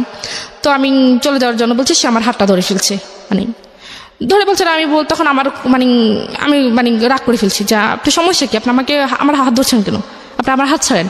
বলে যে না তুমি আসছো তোমার ইচ্ছায়, তুমি তো তোমার ইচ্ছে যেতে পারবো না, তুমি আমার ইচ্ছে যেতে হইব। আমি বলছি আপনি আমার হাত ছাড়বেন নাকি আমি এখানে চেঁচামেচি করবো। বলে যে চেঁচামেচি করো, করলে কয়জন তোমার কথা বিশ্বাস করবে, সবাই আমার পক্ষে, তোমার পক্ষে তো কেউ নেই। তো আমি বলছি আপনার সমস্যাটা কি। বলে যে আমি তোমাকে বিয়ে করবো। আমি বলছি আপনার মাথা ঠিক আছে, আপনি কেন আমাকে বিয়ে করবেন, আর আমি তো আপনাকে কখনোই ভালোবাসিনি, আপনি জাস্ট আপনি বলছেন আপনার সাথে কথা বলার জন্য, আমি আপনার সাথে কথা বলতেছি, আমি তো বলি না আপনাকে বিয়ে করবো। বলে যে আমাকে বিয়ে করতে হবে, আমি তো আমাকে আজ এক্ষুনি বিয়ে করবো, সব কিছু রেডি আছে, তুমি শুধু যাবে, গেলে বিয়েটা হয়ে যাবে। আমি বলছি কখনই না, আমি কখনই বিয়ে করতে পারবো না। বলা যে বিয়ে করবা নাকি আমি তোমার কি জানি বাবা মার মুখে চুনকালি মাখবো। আমি বলছি মাখেন, যা করেন আপনি করেন, আপনি আমার হাত ছাড়েন। বলে যে না তুমি এখান থেকে যাইতে পারবে না। তখন সে এক প্রকার আমার সাথে জোরাজোরি করতেছেন, এই বন্ধু বান্ধব সবার সামনে? হ্যাঁ সবার সামনে সে আমার সাথে জোরাজোরি করতেছে, আমার হাত নিয়ে টানাটানি করতেছে। তার বন্ধুরা তার পক্ষে। আপনার সঙ্গে কেউ ছিল? আমার সাথে কেউ ছিল না, আমি একাই গিয়েছিলাম ওইখানে। তো তখন আমি অনেক ভয় পেয়েছি, তখন আমি খুব কানাকাটি করতেছি। তখন আবার ওই কলেজের মাঠেই মনে করেন বিকেল টাইমে খুবই ফাঁকা ছিল, আর আশেপাশে কোনো লোকজন ছিল না যে আমি কাউকে ডেকে মানে আমার সমস্যার কথা বলবো। তখন তার একটা বন্ধু একটা প্রাইভেট কার নিয়ে আসছে, নিয়ে এসে আমাকে মানে টান মেরেই মানে গাড়ির ভিতরে ঢুকিয়ে ফেলছে। ঢুকিয়ে ফেলার পর তখন কি জানি মানে তারপর কি হয়েছে আমি আর জানি না। তখন আমার যখন জ্ঞান আসছে তখন আমি একটা রুমের মধ্যে, একটা বাসার মধ্যে ছিলাম, ফ্যামিলি বাসার মধ্যে ছিলাম। তখন আমার চোখে পানি টানি দিছে, দেওয়ার পর তখন বাড়ি মানে তখন জ্ঞান ফিরছে ঠিকই, কিন্তু আসলে আমি কথা বলার অবস্থার মধ্যে ছিলাম না। তো তারপর ওইখানে একটা মহিলাকে দেখলাম, তো উনি আমাকে বললো যে তুমি ঠিক আছো। তা আমি বলছি আমি কোথায়, আমি বাড়ি যাব, আমাকে বাড়িতে নিয়ে যান। তুমি জানো তুমি কার কাছে আসছো? আমি বলছি যে না। আপনি কে? বলে যে তুমি যে ছেলের সাথে আসছো আমি ওই ছেলের আন্টি হই। তা আমি বলছি দেখেন উনি আমাকে জোর করে এখানে আনছে, আমার আসলে কোনো আসার ইচ্ছে ছিল না, আপনি আমাকে যাওয়ার একটু ব্যবস্থা করে দেন। বলে যে না ওরা তো বিয়ের ব্যবস্থা করতে গেছে, তোমাদের তো নাকি আজকে বিয়ে। আমি বলছি যে না আমার তো বিয়ে করার ইচ্ছে নেই, দেখেন আমার বিয়ে ঠিক হয়ে গেছে, এখানে আমি আসলে থাকতে পারবো না। আর আপনি বোঝার চেষ্টা করেন, আমি তো ওনার সাথে জাস্ট ফ্রেন্ড হিসেবে কথা বলছি। তো বলে যে না তুমি মিথ্যা কথা বলো কেন, আমি তো সব শুনছি। তো উনি আমাকে এড়িয়ে যাইতেছে এভাবে। যাওয়ার পরে তো যাই হোক, এখন ও ছেলে আসছে, আসার পর আমি ওই ছেলের মানে পা ধরে ফেলছি, মানে পা ধরে মাপ চাইতেছি রবিউলের। হ্যাঁ পা ধরে মাপ চাইতেছি যে আমাকে একটু চলে যেতে দেন, আমার জীবনটাকে এভাবে নষ্ট করিয়েন না।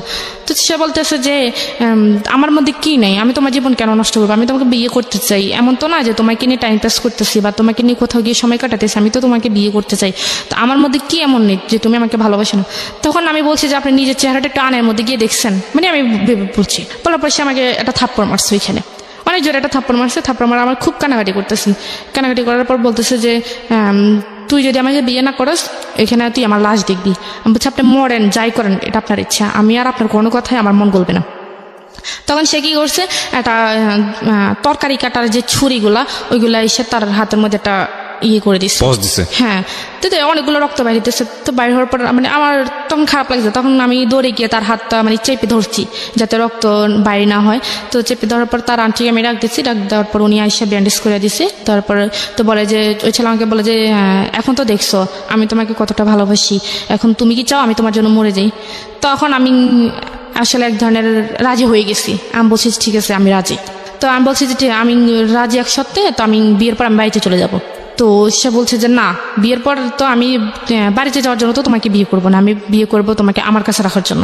তো যাই হোক বিয়েটা হয়ে গেছে। 9 লাখ টাকা কাবিননামা ছিল। সে আমাকে বলছে যে কাবিননামা কত টাকা হবে? তখন আমি বলছি যে আপনার ইচ্ছা। তখন আসলে আমার ওই মানসিকতা মানে বিয়ের জন্য যে একটা প্রস্তুত থাকা আমি আসলে ওই রকম ছিলাম না। তখন আমি বলছি আপনার যত ইচ্ছে তো না তুমি বলো। আমি বলছি যে ঠিক আছে 10 লাখ টাকা। তো কাজী বলতেছে ঠিক আছে কেউ কিছু বলা দরকার না, আমি একটা বলে দিই। তো উনি 9,01,01 টাকা বলছেন। আপনার বয়স হয়েছিল বিয়ের? জি না, আমার বয়স তখন আমি ক্লাস এসএসসি পরীক্ষা দিছি, তখন আমার 16 বছর সামথিং, সর্বোচ্চ হলো 15-16 বছর। হ্যাঁ তখন চলে। তো তখন আবার আমার কাজী কত বয়স দেখালো? ওইখানে 20 বছর দিছে। 20 বছর দিয়েছে। হ্যাঁ, এরকম বিয়েতে যদি কেউ করায় এবং এটা যদি কোনোভাবে আইনি ঝামেলায় যায় তাহলে মানে ওনারা তো ফাঁসবেনই, কাজই সবার আগে ফাঁসবে আর কি। তো যাই হোক, তো আমাকে ওই তো 9,61,000 টাকায় বলছে। বলার পর তো বিয়েটা হয়ে গেছে। হওয়ার পর সেই যেখানে চাকরি করে ব্রাহ্মণবাড়িয়া, সেখানে আমাকে নিয়ে গেছে ওই দিনই। ট্রেনে চলে গেছি আমরা। যাওয়ার পর ওইখানে একটা রুম নিল। রুম নেওয়ার পর কিছু জিনিসপত্র কিনলো। বাড়ির কথা আপনার মনে পড়েনি? বাড়িতে কি হচ্ছে? না, অবশ্যই পড়ছে। তখন আমি তাকে অনেকবার চেষ্টা করছি। তখন তো আমার কাছে ফোন ছিল না, কারণ আমি সাথে করে ফোন নিয়ে আসিনি। আর তাকে আমি অনেকবার বলছি যে বিয়ে যেহেতু হয়ে গেছে, তখন তো বাড়ি থেকে কোনো সমস্যা করবে না, বাড়িতে জানাই। বলে যে না না, এখন বাড়িতে জানালে সমস্যা করবে, আমরা আগে একটু সেটেল হই, তারপর বাড়িতে জানাবো। তখন মানে সে যেভাবে বলতেছে সেভাবে, কারণ মানে তার কথা যদি আমি একটু মানে নড়চড় করি, সে আমাকে ছুরি টুরি দিয়ে ভয় দেখায়, তারপর হাত কাট নিয়ে মানে ভয় দেখায়। তখন আমি আসলে এতটা ছিলাম না। তো বাড়িতে কি হয়েছে না হয়েছে সেটা আমি তখন জানি না। তো তখন আমাকে ওইখানে নিয়ে গেছে। নিয়ে যাওয়ার পর সে আমাকে একটা রুম নিল। রুম নেওয়ার পর মানে টুকিটাকি যা লাগে আর কি সব নিছে। নেওয়ার পর তো চলতেছি। তখন যাচ্ছি, বাড়িতে কি হয়েছে না হয়েছে সেটা তো আমি জানি না। তখন ওইখানে গেলাম। তো নেওয়ার পর সেই তো সারাদিন চলে গেল। তো আমি রান্না বান্না করলাম। তো সেই কোথায় গেছে আমি জানি না। সারাদিন সে বাসায় ছিল না। আগে থেকে নিয়ে ছিল নাকি ওর রুমে গিয়ে উঠলেন? না, সে ওইখানে মানে আগে থেকে একটা রুম নিয়েছিল সেই।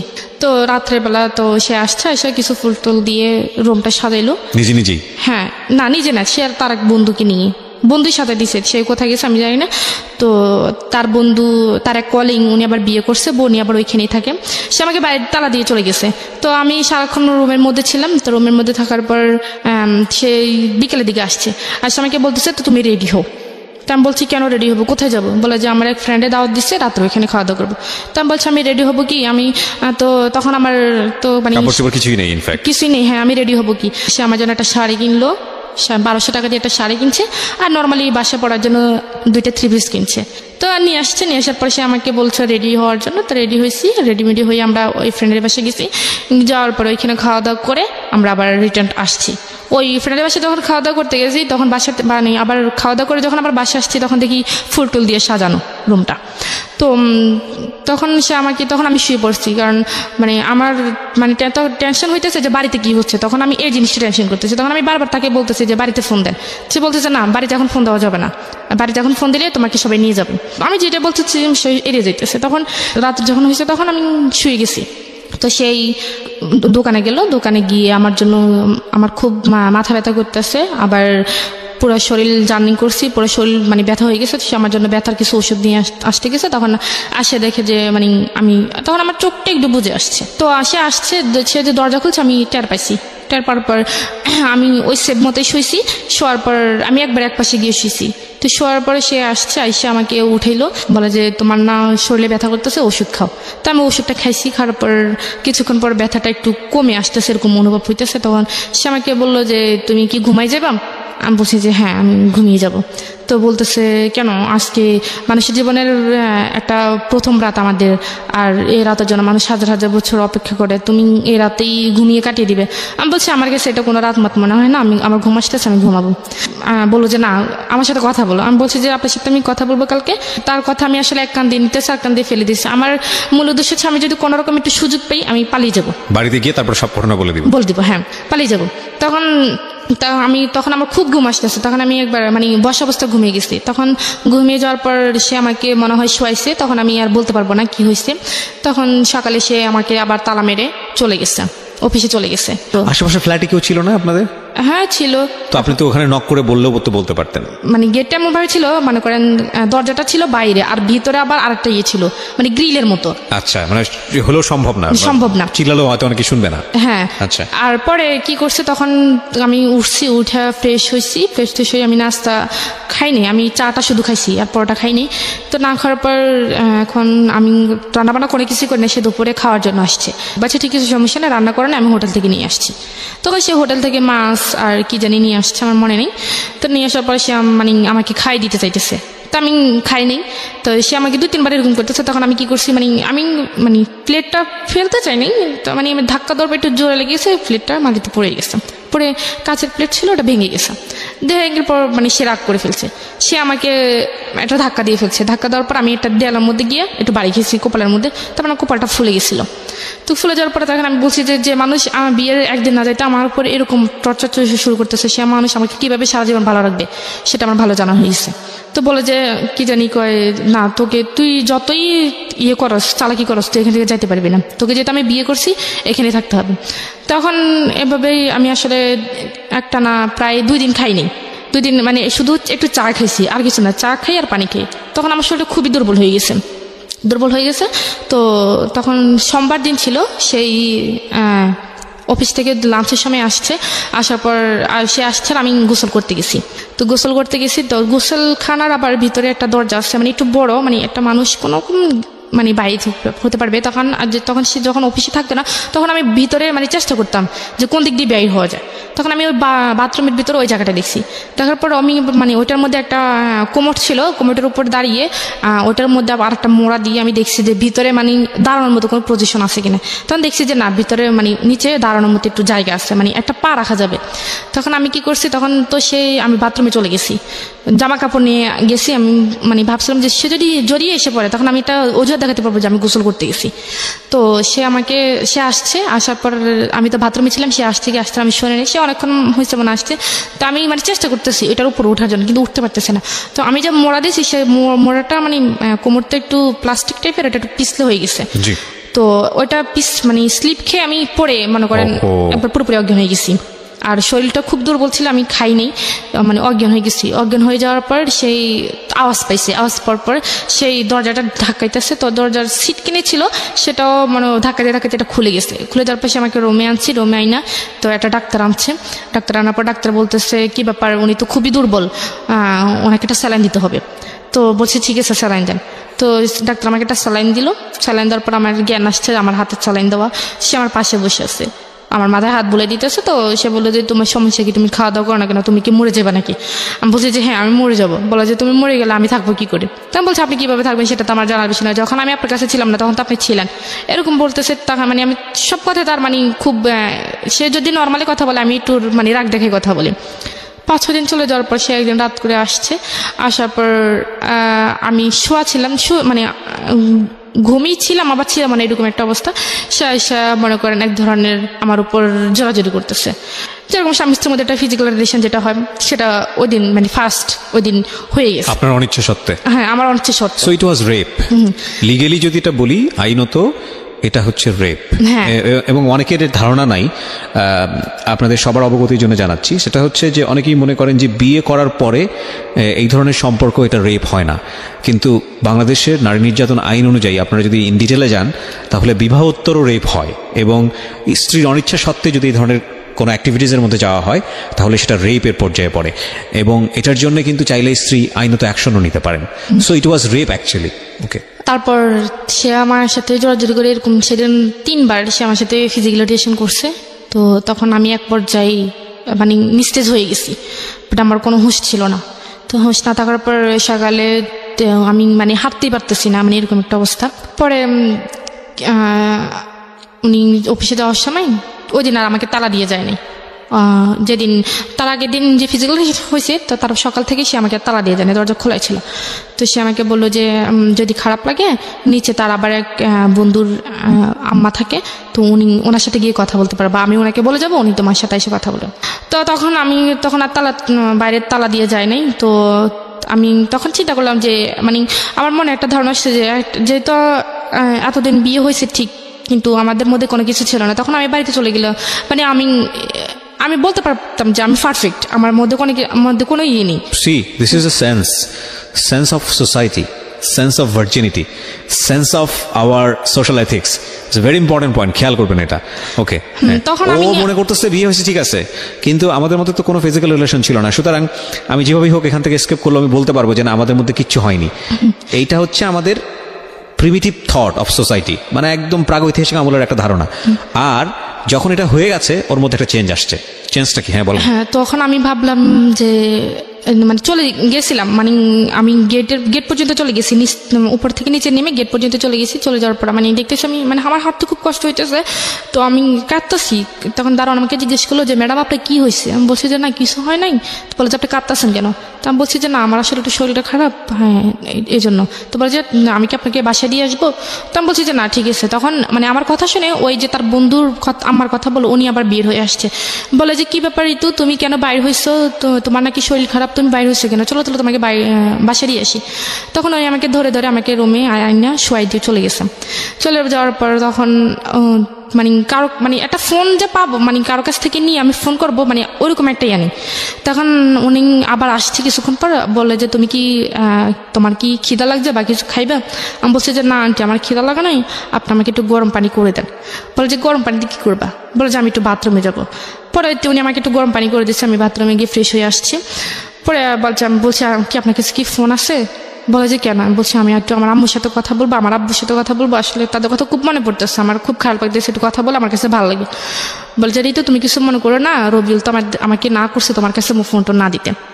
তো তখন ভাবলাম যে বলেও লাভ নেই, তখন ভাবলাম যে যাই হবার হয়ে গেছে, বিয়ে তো একবার হবেই, তো আমার ভাগ্য হয়তো এটা ছিল। আপনি মেনে নিলেন? হ্যাঁ আমি মেনে নিছি। মনে থিং এটা হয়তো মানতই না যদি গত রাত্রে এই ঘটনাটা না ঘটতো। হ্যাঁ। এবং দেখুন একটা মেয়ের কাছে, আমাদের সমাজে একটা মেয়ের কাছে এই বিষয়টা কতটা ইম্পর্ট্যান্ট, এবং সেন্স অফ দ্য সোসাইটি যেটাকে বলি, আমাদের ধারণাটা এভাবেই দেওয়া হয়েছে ছোটবেলা থেকে যে একটা মেয়ের সঙ্গে এটা হয়ে যাওয়া মানে হচ্ছে তার সব কিছু গেছে, সব কিছু শেষ। ছেলেটার কথা কিন্তু চিন্তাও করা হয় না।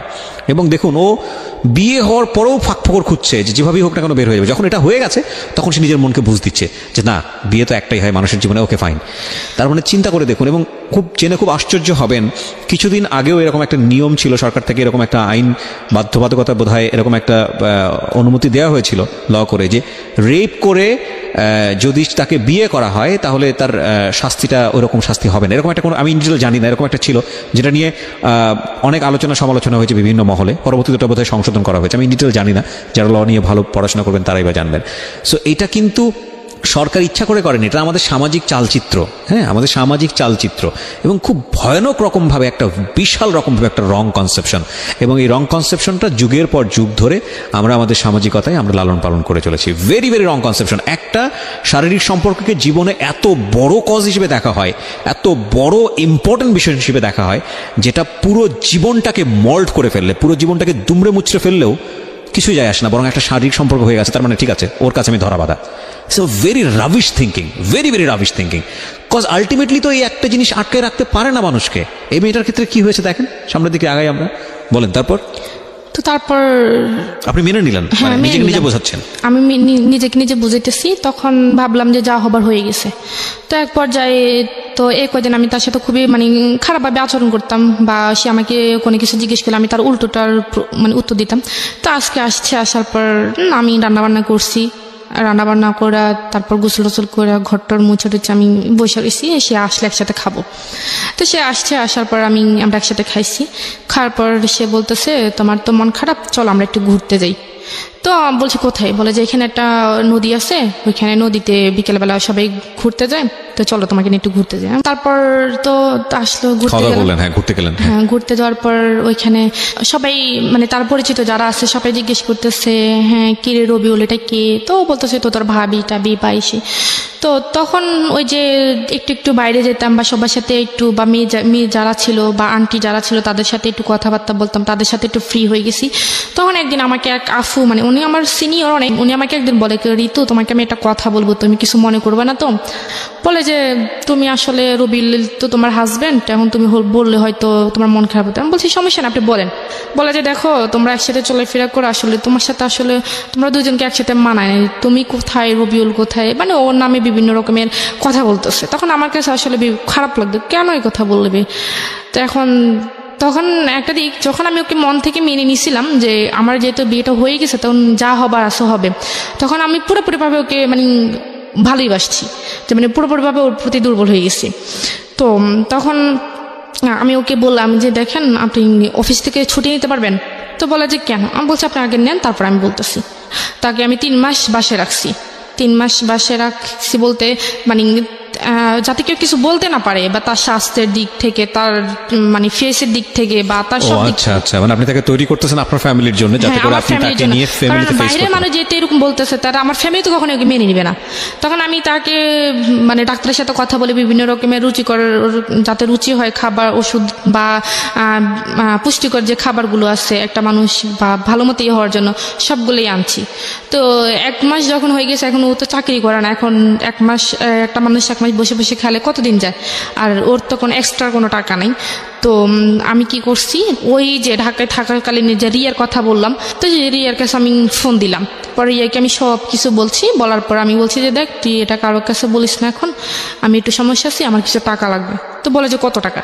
তা আমি বলছি 10-15 হাজার টাকা হলে হবে। একটা বিকাশ নাম্বার দিয়ে আমাকে 15 হাজার টাকা পাঠাইছে। 15 হাজার টাকা পাঠানোর পর আমি তার জন্য বিভিন্ন রকমের বিভিন্ন আইটেমের খাবার নিতে, মানে যেগুলি কাজে আসে বা পুষ্টিকর যে খাবারগুলো, সেগুলো নিছে। যেমন তো তাকে 3 মাস পর পুরোপুরিভাবে হয়ে উঠছে, মানে আমি যেরকমটা চাইছি সেরকমটা হয়ে গেছে। তো 3 মাস পরে তখন থেকে মনে করে আমাদের সংসারটা খুবই একটা সুখী সংসার। সেও আমাকে প্রচণ্ড ভালোবাসে, আমিও তাকে প্রচণ্ড ভালোবাসি। এখন এই ভালোবাসা দিয়ে একটা হ্যাপি ফ্যামিলি আমাদের। তো এর মধ্যে আমি তাকে বললাম যে দেখেন, আমার তো বিয়ে কিন্তু 1 বছর চলে গেছে এভাবে। তো চলে যাওয়ার পর আমি বললাম, 1 বছর পর বললাম যে আমি তো এসএসসি পরীক্ষার তো আমার ভালো একটা রেজাল্ট আসছে, তো আমি ইন্টারে ভর্তি হইতে চাই। 1 বছরের মধ্যে আপনি কোনো যোগাযোগ করেনি বাড়িতে? না, কোনো যোগাযোগ করিনি। ওর লেখাপড়া কতদূর ছিল? উনি মাস্টার্স কমপ্লিট করছে। ওকে, রবিউল মাস্টার্স কমপ্লিট করা। ওকে, বাচ্চাদের পড়ার জন্য তো অন্তত আমার কিছু জানা দরকার। বলে যে না, সেটা যতটুকু জানা অতটুকুই এনাফ। তো আমি বলছি ঠিক আছে, এখন সে যেভাবে বলতেছে সেভাবেই। তো এভাবেই চলতেছে। 1.5 বছর চলে যাওয়ার পর তখন আমি হঠাৎ মনে করেন আমার ফিওর হচ্ছে না প্রায় 2 মাস ধরে। জি। তো আমি একটু টেনশনে আছি। তো তারপর হচ্ছে, তখন আমি একটু টেনশনে পড়ে গেছি। তখন আমি ওকে জানাইনি। তো না জানানোর পর আমি নিজে একটা ডাক্তারকে গেছি। তো বললো যে আপনি তো প্রেগনেন্ট। তো আমি বললাম না, এটা সম্ভব না, আমি এখন এই মুহূর্তে বাচ্চা নিতে চাই না। আচ্ছা।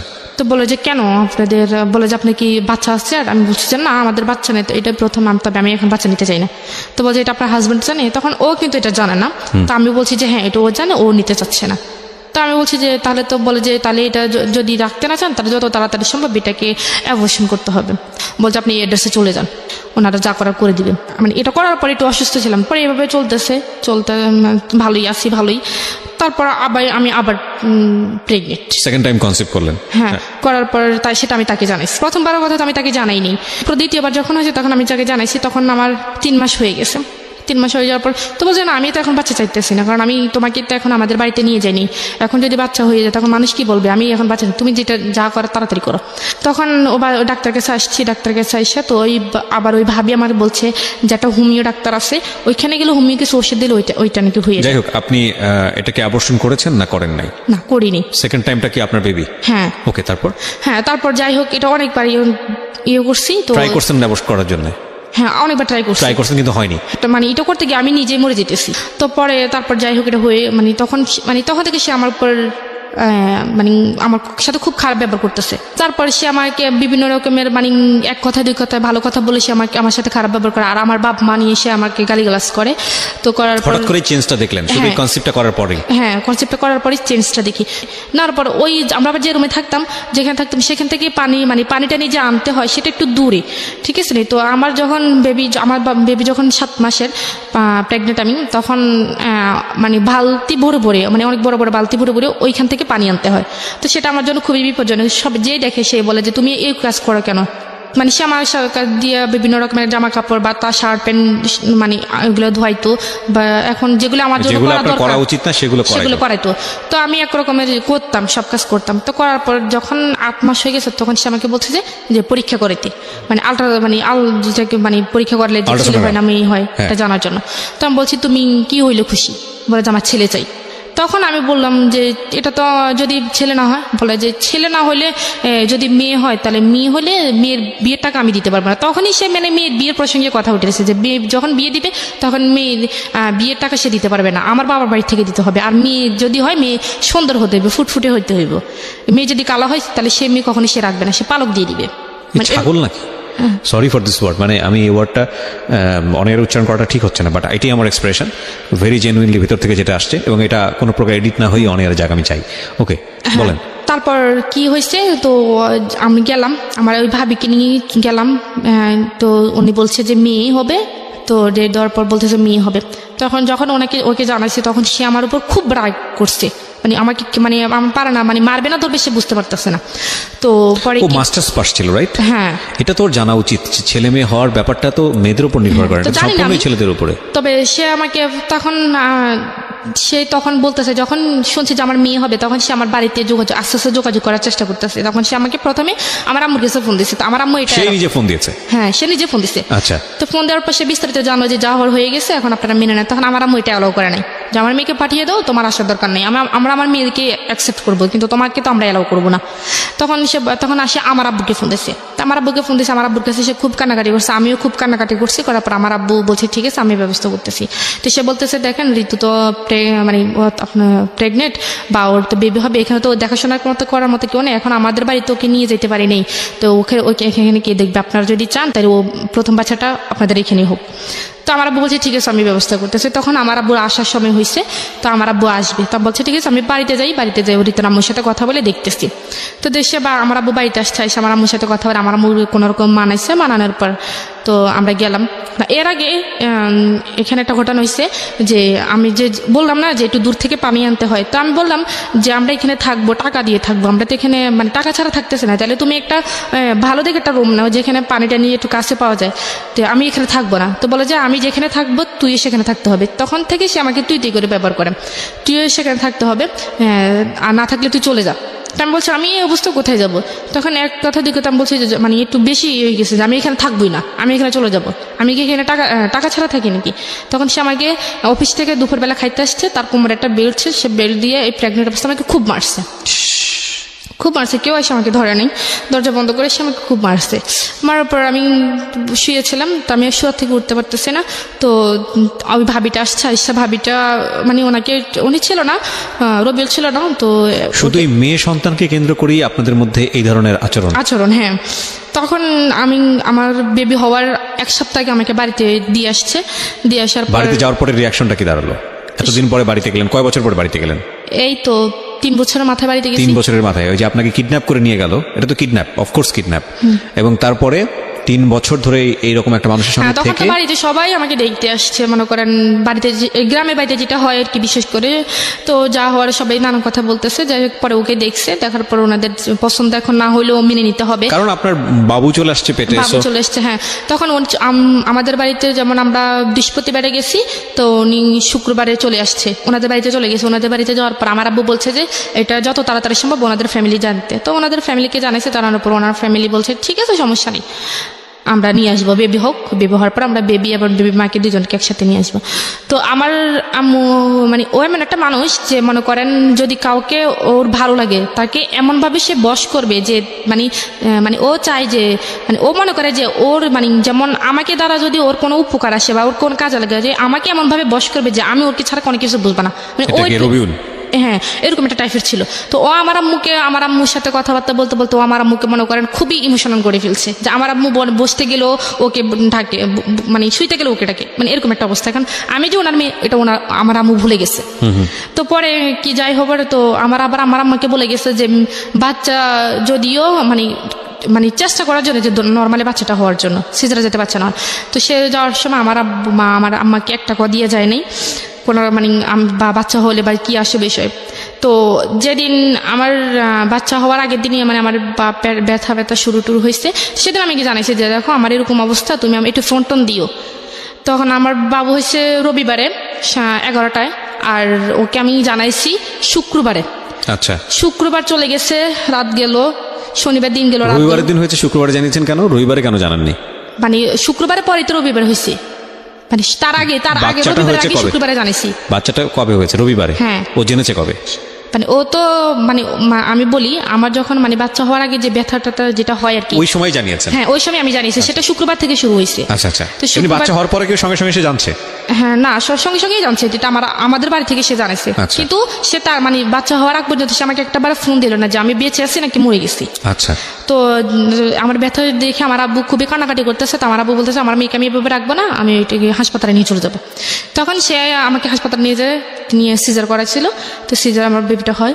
তো বেবিটা হওয়ার পর আমার বেবি মাশাআল্লাহ খুবই সুন্দর হয়েছিল। তো হওয়ার পর আমার আব্বা জানাইছিল ওনারে যে তোমার মেয়ে হয়েছে। ও আমার আব্বাকে বলে যে মেয়ে কালো হয়েছে না সুন্দর হয়েছে। প্রথম কোশ্চেন ছিল এটা। হ্যাঁ, মানে মেয়ের মা সুস্থ আছে বা মেয়ে সুস্থ আছে কিনা সেটা জানতে চাইনি। সে প্রথমে জানাইছে মেয়ে কালো হয়েছে না সুন্দর হয়েছে। তখন আমার আব্বু এখানে একটা রাগ মানে রেগে গেছে যে এটা কেমন কথা যে মেয়ে কালো হয়েছে না সুন্দর হয়েছে। তখন আমার আব্বু ওর সাথে মানে রাগ করে 2-3 কথা বলে না। তখন আমার সাথে যোগাযোগ হয়েছে, সে আমার সাথে কথা বলে না। আমি তো হাসপাতালে ছিলাম। তো তখন কোরবানি ঈদের 5 দিন আগে আমার মেয়ে হয়েছে। তো কোরবানি ঈদের ছুটি হয়েছে। ছুটি হওয়ার পর মনে করেন সে ছুটি পাইছে। তো ছুটি মানে কোরবানি ঈদের মেয়ে হওয়ার 2 দিন পর সে বাড়িতে আসছে। আচ্ছা, বাড়িতে আসার পর সে আমার মেয়েকে একবার দেখতে আসেনি, মানে সে বাড়িতে চলে গেছে। তো আমি তাকে বারবার ফোন দিই যে মেয়েকে দেখতে আসার জন্য, দেখে আসার জন্য। মেয়ে সে বলে যে না আমি একবার ঈদের পরে গিয়ে মেয়েকে দেখে আসবো। তো আমি বলছি মানুষ মেয়ের মানে বাচ্চা হইলে বা বাবু হইলে মানুষ সঙ্গে সঙ্গে তার মেয়েকে আগে দেখতে আসে, বা ছেলে হোক মেয়ে হোক যেটাই হোক আগে দেখতে আসে, কিন্তু তুমি তো আসলা না। বলে যে আমার যদি আমি কেন যাইনি তুই জানোস? আমি কি কেন? বলে যে আমার যদি ছেলে হইতো না আমি গরু জবাই করে সবাইকে নিয়ে ফুর্তি করতাম, কিন্তু মেয়ে হয় না দেখে আমি মেয়েকে দেখতে জানি। সে আমাকে ডিরেক্টলি এভাবে বলছে। তো বলার পর আমি তখন খুব কানাকাটি করছি। তো আমি কেমন কথা এটা আবার? তো বলছি ঠিক আছে তোমার আসতে হইব না। তো আমাদের ঈদের পরে এখন তাদের বাড়িতে আমাকে নিয়ে যাবে, এখন একটা আনুষ্ঠানিকতার দরকার। তো আমার আব্বু মনে করেন যারা ধর্ম মানেন, যারা রিলিজিয়ন মানেন, তারা নিশ্চয়ই এটা জানেন যে দেয়ার ইজ এ হাদিস অন দিস, যে সৃষ্টিকর্তার 3টা জিনিস খুব প্রিয় এবং 3টা জিনিস আমাদের জন্য আশীর্বাদ স্বরূপ, এবং 3টাই আমরা কেন জানি খুব অপছন্দ করি। 1 নম্বর হচ্ছে তিনি যাকে খুব পছন্দ করেন তিনি তাকে কন্যা সন্তান দান করেন, আলহামদুলিল্লাহ। সেকেন্ড সেটা হচ্ছে তিনি খুশি হলে বৃষ্টি দেন, বৃষ্টিও আমরা অপছন্দ করি। এবং তিনি যদি কারোর উপর খুশি হন তো সেই বাড়িতে তিনি মেহমান পাঠান। এটা একটা হাদিস। এবং দুর্ভাগ্যজনকভাবে হলেও সত্য, আমরা মেয়ে সন্তান হলে অখুশি হই। সবাই হন না অফকোর্স, কেউ কেউ শুধু মেয়ে সন্তানই চান, এরকম বাবাও আছেন দুনিয়াতে, এরকম পরিবারও আছেন, কিন্তু বেশিরভাগের সিনারিওটাই বোধহয় এরকম কষ্টকর। শুধু এটা তো কিছুই না, এরকম হয় যে সন্তান হয়েছে মেয়ে, তাকে ছুঁড়ে ফেলা হয়েছে। এই যুগেও আমরা বসবাস করি। ইনফ্যাক্ট আমরা গল্পটা একটু সামনের দিকে আগায় নিতে চাই। হ্যাঁ বলেন তারপর। তো তারপর মানে এখন আমি তাদের বাড়িতে প্রথম যাব। এখন আমার বাবা চাইতেছে যে আমার যেহেতু প্রথম মেয়ে, আমাদের বাড়ির প্রথম মেয়ে, তার যেহেতু বিয়েটা ওইভাবে হয় নাই, আমরা একটু ছোটোখাটো একটা অনুষ্ঠিত করি। তখন তো ওর ফ্যামিলি থেকে বলছে ঠিক আছে হ্যাঁ সমস্যা নেই। তো ওর যে মানে প্রথম যে আমাদের বাড়িতে আসছে মেয়ে দেখার জন্য, আমার মেয়েকে দেখার জন্য, তো সেখানে আমার মানে দাদিরা ছিল বা নানুরা ছিল। তো বলছে যে মানে মেয়েকে যখন কোলে নিয়েছিল তখন বলছে যে মানে দাদিরা বলতেছে যে মেয়েকে কোলে নেওয়ার আগে মেয়ের হাতে কিছু দিতে হয়। তখন সে বলতেছে আমার কাছে তো কিছু নাই। সে সবার সামনে বলতেছে। আমি বলছি তোমার কাছে 10 টাকাও নাই? বলে যে না আমার কাছে 10 টাকাও নেই। তখন আমি তাকে ইশারায় তার পকেটের মধ্যে 1000 টাকার একটা নোট দিয়ে দিছি। তো বলছি ঠিক আছে এটা তুমি মেয়ের হাতে দাও। তো সে মেয়ের হাতে এটা দিচ্ছে। দেওয়ার পর তো খাওয়া দাওয়া করে সেই টাকাটা নিয়ে বাবা হয়ে কিছু দিতে হয়। হ্যাঁ আচ্ছা, এটা আমাদের মানে দাদিরা বলে, আপনাদের কাস্টম সেটা না আপনাদের নিয়ম এটা। হ্যাঁ যে বাবা মানে প্রথম বছর মুখ দেখার জন্য একটু কিছু দিয়ে দেখতে হয়। আচ্ছা আচ্ছা। তো তখন সে বলছে যে আমার কাছে তো টাকা নেই। তো আমি বলছি তোমার কাছে 10 টাকা নাই? বলে যে না আমার কাছে তো টাকা নাই, আমি খরচ করে ফেলছি। তো আমি বলছি ঠিক আছে। তো আমি তার পকেটে 1000 টাকার একটা নোট দিয়ে দিই। তো আমি সেটা সে মেয়ের হাতে দেয়। সে খাওয়া দাওয়া করার পর মেয়ের মানে যাওয়ার সময় সে মেয়ের হাত থেকে টাকাটা নিয়ে চলে গেছে। আমি তো সেটা জানি না। তখন আমি যখন তার সন্ধ্যের সময় মানে দেখতেছি যে ওর হাতে টাকা নেই, তখন আমি আমার আম্মাকে জিজ্ঞেস করছি যে আম্মা ওর হাতে টাকাটা কোথায়? বলে যে আমি কি জানি, এটা তো ওর আব্বুর কাছে ছিল, মেয়ে কে নিছে। তখন আমি ওরা ফোন করছি, ওর কি ব্যাপার মেয়ের হাতে টাকা কই? বলে যে আমি নিয়ে আসছি, আমার হাত খরচের টাকা নেই। তো পরে যাই হোক, আমি আসবো না কাঁদবো আমি ঠিক বুঝতে পারছি না। such a stupid you are. আমি জানি না এগুলো কতটুকু সত্যি, but if you really like this kind of husband, you don't have any potentiality to be a husband, believe me. বাপ হওয়ার তো যোগ্যতাই নাই, এ ব্যাপারে কোনো সন্দেহই নাই। হ্যাঁ বলেন। পরে তো ওদের বাড়িতে যাওয়ার জন্য আনুষ্ঠানিকতা দরকার। এখন আমার আব্বু বলতেছে যে এখন মানে আমাকে কিছু দিবি, এখন ওনাদের কোনো কিছু চাহিদা আছে কিনা। তো যখন সে আমাকে বিয়ে করার কথা বলছে তখন আমি তাকে বলছি যে আমাকে বিয়ে করতে হলে শ্বশুর বাড়িও পাইবা না, কিন্তু শ্বশুর বাড়ির কোনো কিছু আশা করতে পারবা না। তখন সে আমাকে বলছে একটা কথা যে আমি তোমাকে চাইছি, তোমাকে পাইছি, আমার আর কিছু লাগবে না। ইনফ্যাক্ট যে সিচুয়েশনে ছিল সেই সিচুয়েশনে সে এটাই বলবে। হ্যাঁ, এছাড়া কোনো ইয়েও নাই। হ্যাঁ তখন সে এখন যেহেতু আমার আব্বা যেহেতু যেহেতু এখন একটা আনুষ্ঠানিকতার ইয়ে করতেছে, তখন সে অনেক কিছু চেয়ে বসছে। Right. তারপর সেই এখন বলতেছে যে আমার যৌতুক যেটাকে বলে। হ্যাঁ, যৌতুক যেটাকে বলে। তো তারা একটা ঘর দিছে, অনেক বড় একটা ঘর দিছে, সেটার 4টা রুম। তো তাদের রুমে কোনো কিছু নেই এখন, মানে বলতেছে ফার্নিচার লাগবে, তাদেরকে এক ঘরের ফার্নিচার দিতে হবে, এক ঘরে। হ্যাঁ, এক ঘরের ফার্নিচার দিতে হবে। তো আমার আব্বু সেটার মানে রাজি ছিল, যেহেতু ওনার প্রথম মেয়ে, তো যা চাইবে তাই দিবে। এখন ফ্রিজ থেকে শুরু করে, সোফা থেকে শুরু করে এভরিথিং যত কিছু আছে সম্পূর্ণ কিছু দিছে। তো এরপরে ওর আব্বা মা বলছে যে মেয়ে যখন শ্বশুর বাড়ি থেকে বাপের বাড়িতে আসবে বা বাপের বাড়ি থেকে শ্বশুর বাড়ি আসবে, তখন বলবে যে মেয়ের সাথে কিছু নেই, বা সোনা দানার ব্যাপারে যেটা বলছে। তো আমার বাবা কি করছে, আমাকে প্রায় 5.5 ভরি স্বর্ণ দিছে, 1 ভরি ফার্নিচার দিচ্ছে, বা 7.5 ভরি স্বর্ণ দিচ্ছে। এবার ওদের পক্ষ থেকে মনে করেন। আচ্ছা, এই পুরুষগুলোর কি লজ্জা করে না? আমাকে একটা কথা বলেন তো, আপনারা তো আল্লাহ হাত দিছে, দুইটা পা দিছে, যেই ভদ্রমহিলাকে আপনি এত জোর জবরদস্তি করে ব্ল্যাকমেইল করে চোখে মলম মেখে নিয়ে গেলেন, 2-3 বছর কোথাও আসতে দিলেন না, বাবু আসতেছে আপনার, এবং যেখানে ছেলে হবে না মেয়ে হবে আল্লাহ আপনার উপরে সেটা নির্ধারণ করার বিষয় দিয়ে দিয়েছেন, এবং সেটা সম্পূর্ণই ছেলেদের শরীরগত বিষয়, ক্রোমোজোমের যে বিষয়টা থাকে সবাই জানে আজকাল, XY XX। তো সেইটাও আপনি ব্লেসড, এরপরও আল্লাহ আপনাকে এত ভালোবেসে একটা সন্তান দিছে, এবং সেই সন্তানও দেখতে যথেষ্ট পরীর মতো সুন্দর, এবং তারপরও আপনি তার কাছ থেকে কি আদায় করতেছেন? যৌতুক আদায় করতেছেন। এটা আসলে আমি বলবো কি জানেন, আপনার বাপের ভুল। মানে টু বি অনেস্ট, আমি যদি ফ্র্যাঙ্কলি বলি, আমি যদি ওই জায়গায় চিন্তা করি, তাহলে আমি যেটা করতাম যে ধৈরা ঠ্যাং ভাঙ্গা গুড়া করে দিতাম। মানে এগুলো হচ্ছে আমার একদম ওয়াইল্ড ফিলিং যেটাকে বলে। মানে যে অবস্থা আছে সবাই বলে, মানে শুনে বলে যে, আমি জানি এখানকার অবস্থা জানি, আমি একটু ক্রোনোলজিক্যাল স্টেপ বাই স্টেপ সামনে যাই। মনে করেন তো দিল, যা কিছু আছে সব দিল। তারপর সে আর মানে প্রাইভেট চাকরি করবে না, তার ভালো লাগে না, সে একটা সরকারি চাকরি করবে। এটাও আপনার বাপকে জোগাড় করে দিতে হবে। হ্যাঁ, তো আমার আব্বু এখন সরকারি চাকরি করতে গেলে একটা মোটা অ্যামাউন্ট দরকার। তো আমার বাবার একটা ভালো বন্ধু ছিল, উনি একটা সোনালী ব্যাংকের একটা পোস্টের কর্মকর্তা ছিল। তো ওনাকে বলার পর ওইখানে 3 লক্ষ টাকা ঘুষ দিতে হইব। তো 3 লক্ষ টাকা ঘুষ দিতে হবে। আমার আব্বা ওনাকে ডিরেক্টলি বলতে পারে না, এখন আমার কাছে বলছে, আমার কাছে বলে না, আমার আম্মার কাছে বলছে, আমার আম্মা আমার কাছে বলছে। তা আমি ওর কাছে বলছি, ও বলে যে তোমার আব্বারা বলো এখন একটু ম্যানেজ করে দিতে, আমি পরে দিয়ে দিব। তা আমি বলছি যে দেখেন আপনাদের জামাইয়ের কাছে তো এখন টাকা পয়সা নেই, আপনি একটু ম্যানেজ করে দেন, ওর হাতে টাকা হলে দিয়ে দেবে। তারপর আমার আব্বা দিল। তারপর ওই টাকাটা আর কখনোই সে ফেরত দেয় নাই, তাকে একটা চাকরি পাইয়ে দিচ্ছে, সে টাকাটা আর কখনোই সে ফেরত দেয় নাই। ফেরত না দেওয়ার পরে এইভাবে চলে গেছে। এখন বাচ্চারা যখন ছোট থাকে তখন তো একটু চিল্লাচিল্লি করে রাত্রের বেলা ঘুমানোর জন্য। তো তখন শীতের দিন, তো মেয়েটা রাত্রেবেলা মানে হঠাৎ ঘুম থেকে উঠছে, উঠে মনে করেন কানাকাটি করতেছে। তখন সে আমাকে বলতেছে যে বাইরে থেকে একটা বালতি পানি নিয়ে আসা, আইনা মেরে বালতির ভিতরে ডুবিয়ে রাখো, সকালবেলা উঠেও। মানে তো চিল্লাচিল্লি করতেছে কেন, তার চিল্লাচিল্লি করবে না। তো আমি বলছি তুমি কি পাগল হয়ে গেছো? ও এতটুকু একটা বাচ্চা কি বোঝে? তুমি কি জানি চুবাই রাখতে বলতেছে, পানির মধ্যে চুবাই রাখতে বলতেছে। হ্যাঁ, শীতের দিনে 1 বালতি পানি আই না, পানির ভিতর ওরে চুবাই রাখতে, আর সকালবেলা উঠাইতে। ও চিল্লাচিল্লি করে কেন? তারপর তখন আমি খুব কানাকাটি করছি। তখন আমি ওরে নিয়ে বাইর হয়ে গেছি রাত্রেবেলা। বাইর হয়ে গিয়ে আমি বারান্দার মধ্যে এসে সারা রাত কাটাইছি। কাটার পরে তখন সে আবার তাদের বাড়িতে গেলাম। যাওয়ার পরে মনে করেন তার বাবা মা 4টা ভাই, অনেক বড় একটা সংসার। আমি কখনো ভাত রান্না করি নাই, তাদের বাড়িতে গিয়ে সম্পূর্ণ কাজ করতেছে। তারা গরু পালে, ধান করে, সব কিছু করছে। তার বাবা কখনোই মানে কাজের মানুষ রাখে না, সবগুলো বউদের দিয়ে করে। আমি প্রথম, সে বড় সবার। আচ্ছা, তো আমাকে সম্পূর্ণ কাজ করতে হয়। 3 বেলা রান্না করতে হয়, ভাত রান্না করতে হয়, 1 বেলা নাস্তা বানাইতে হয়, সবকিছু আমাকে করতে হয়। আমার মেয়েকে সামলাইতে হয়। সে পক্ষে মানে তাকে এগুলো তো কিছুই করতেন না, এখন রীতিমতো সমুদ্রে গিয়ে পড়ছেন। হ্যাঁ, সমুদ্রে পড়ছি। তো যাই হোক কানাকাটি করতাম। তখন আমি মানে কাউকে কোনো কিছু বলতে পারতাম না। এখন কাউকে কোনো কিছু বলতে গেলে বলবে যে তোমার পছন্দ মতো করছে। আসলে পছন্দটা কি আমার ছিল না, ঘটনাটা অন্য কিছু ছিল। এটা তো আসলে এখন কেউ বললে বিশ্বাস করবে না। তো যাই হোক কষ্ট মানে নিতাম। তখন আমি তাকে বলছি যে আমি এখানে থাকতে পারবো না, এত কাজ আমার দ্বারা সম্ভব না, একটা মানুষ রাখুক। আমি তো বলছি যে আমি করবো না, একটা মানুষ রাখুক, তো আমার যেন একটু হেল্প হয়। তো বলছি ঠিক আছে, আমি তোমাকে আমার সাথে নিয়ে যাবো। তো আমি ওর সাথে আমার নিয়ে যাইব।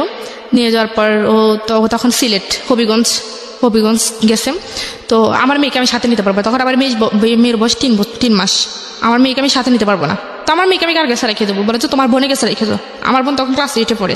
বলে যে তোমার বোনের কাছে রেখে দাও। আমি বলছি না, এতটুকু বাচ্চা আমার বুকে দুধ খায়, এখন ও কিভাবে থাকবে? বলে যে আমি তো কথা জানি না, তুমি যদি বাচ্চা নাও আমি তোমার কি জানি নিতে পারবো না, এখানে তুমি কাজ করো, যাই করো, মরো বাঁচো, এখানে থাকতেই। তখন আমি আমার আমার সাথে কথা বলছি। আমার আমাকে তোর বোন যদি তোরা রাখতে পারে তোর মেরে, তো তুই দিয়ে যা। তখন আমার বোনের সাথে কথা বলছি। তো আমার বোন বলছে জাফু, আমি এতটুকু বাচ্চা কিভাবে সামলাবো? ও ওর মাকে খুঁজবে। পর আমাকে বোন তুই একটু কষ্ট করে রাখ, 2-1 দিন হইলে ও ঠিক হয়ে যাবো। ওকে কোলে নিত না, আদর করতো না? কিছু করতো না, কোলে নিত না, মানে মানে ওকে সহ্য করতে পারতো না, বললাম না, ও চিলি করলে এরকম কথা বলে, তার ওকে কোলেও নিত কি না। মানুষ! তারপর সে আমাকে, আমি তাকে রেখে গেছি, আমার বোনের কাছে রেখে গেছি, দুধ টুধ মানে যা লাগে কিনে টিনে দিয়ে গেছি, দেওয়ার পর আমি চলে গেছি। তখন মনে করেন এখন ও আমার বুকে দুধ খায়, এখন আমার অবস্থাটা তো খুবই খারাপ। এখন আমি সারাদিন রাত 24 ঘন্টা কাঁদতেছি আমার মেয়ের জন্য, যদি কান্নাকাটি করি বলে মানে খুব মারে। মানে দাঁড়ান, আমি একটু আপনার মেয়ের ব্যাপারটা একটু জানতে চাই। আপনার মেয়ে কি আপনার কাছ থেকে যথেষ্ট পরিমাণ ফিড পেতো, মানে পেতো না? না, আমার মেয়ে আমার কাছে ছিলই না। তাহলে ও খাবারটা পেতো কোত্থেকে? ওকে আলগা খাওয়াইতেই তো। আলগা খাবারটা কোত্থেকে পেতো? এটা গরুর দুধ? গরুর দুধ, সুজি, এরকম। তো গরুর দুধ সুজি তো ওই বয়সের জন্য উপযুক্ত না, এটা এখন ভালো খাবার। এখন তো বাবা সেটা কিনে দিত না? না, আমার মানে আমাদের কাছে থাকাকালীন, সম্পর্ক থাকাকালীন আমার মনে হয়নি কখনো আমার মেয়েকে একটা মানে জামা কিনে দিচ্ছে। সম্পূর্ণ কিছু আমার বাবা দিচ্ছে, সম্পূর্ণ আমার খরচটা বোঝা, আমার কষ্ট। আপনি ওর বাড়িতে থাকতেন, তারপর আপনার বাবা দিত? আমার বাবা পাঠাইতো। আচ্ছা। তারপর আমার মেয়েকে আমি রেখে গেছি, রেখে যাওয়ার পর আমার বোন আমাকে রাত্রেবেলা রাত 3টার সময় ফোন দিয়ে বলে কাবিন নামায় কত যেন ছিল দেনমোহর? 9 লাখ টাকা। 9,01,01 টাকা। এই কাবিন নামাটা কি আপনার কাছে ছিল? আমি তো কাবিন নামা দেখিনি কখনো, ও আমাকে দেখাইনি। Okay fine, so this is মানে আরো কত কি বের হবে, এই জন্যই বলি জীবন নাটকের চেয়ে নাটকীয়। হ্যাঁ বলেন। তারপর আমার বোন আমাকে ফোন দিছে, ফোন দেওয়ার পর বলতেছে, আফু ও তো খুব কান্নাকাটি করতেছে, তোরে খুঁজতেছে। মানে ও তখন মানে কয় আমার মেয়ের কান্নাকাটি মানে শুনে আমার মা সহ্য করতে না পারে, আমার মা আমার নানুদের বাড়িতে চলে গেছে। যে একটা বাচ্চা মানুষ কানলে এমনিতে মানুষের খারাপ লাগে, আর ও তো একটা বাচ্চা, ওর মা নেই কাছে। তখন রাত 3টার সময় আমার বোনে কি করতো, আমার বোন দীর্ঘ 1.5 মাস কোনো ঘুম নাই। সারাটা দিনের বেলা যখন যেভাবে মানে পারতো কাটাইতো, রাত্রেবেলা তো ওর মানে এখন রাত্রেবেলা বাচ্চারা তো এমনিতে মাকে খুঁজে। রাত্রেবেলা কি করতো, উঠানের মধ্যে সারা উঠান হাঁটতে হাঁটতে তো ও কাঁদতে মনে করেন ঘুমাই যেত। ঘুমানোর পর মনে করেন অনেক সময় কি করে নিঃশ্বাস বন্ধ যেত, এরকম একটা অবস্থা। তারপর আমি ওকে এইভাবে বলার পর ও আমাকে মানে কখনোই ওকে কাছে যাইতে দেয়নি, বলে যে ও ঠিক হয়ে যাবো, বাচ্চা মানুষ এরকম 1-2 মাস থাকলে পরে ঠিক হয়ে যাবো। তখন আমার বোন মানে আমার মেয়ের মানে প্রতিদান, মানে আমার মেয়ের ঋণ আমি কখনোই শোধ করতে পারবো না। আমার বোনের ঋণ, আমার বোন আমার মেয়ের জন্য যতটুকু করছে। ছোট বোন? হ্যাঁ, আমার ছোট বোন। আপনার ছোট বোন কি আপনার শ্বশুর বাড়ি গিয়ে থাকতো? না, মানে আমাদের বাড়িতে রেখে গেছি। আচ্ছা। আমার বাবা মা তো আজ পর্যন্ত আমার শ্বশুর বাড়ি কি জিনিস দেখেনি। আচ্ছা ঠিক আছে, তো আপনার ছোট বোনই ওকে পালতো নিজের মায়ের মতো আদর দিয়ে? হ্যাঁ, আদর দিয়ে। কেন রেখে গেলেন আপনার বাড়িতে এত লোকজন, আপনার শ্বশুর বাড়িতে?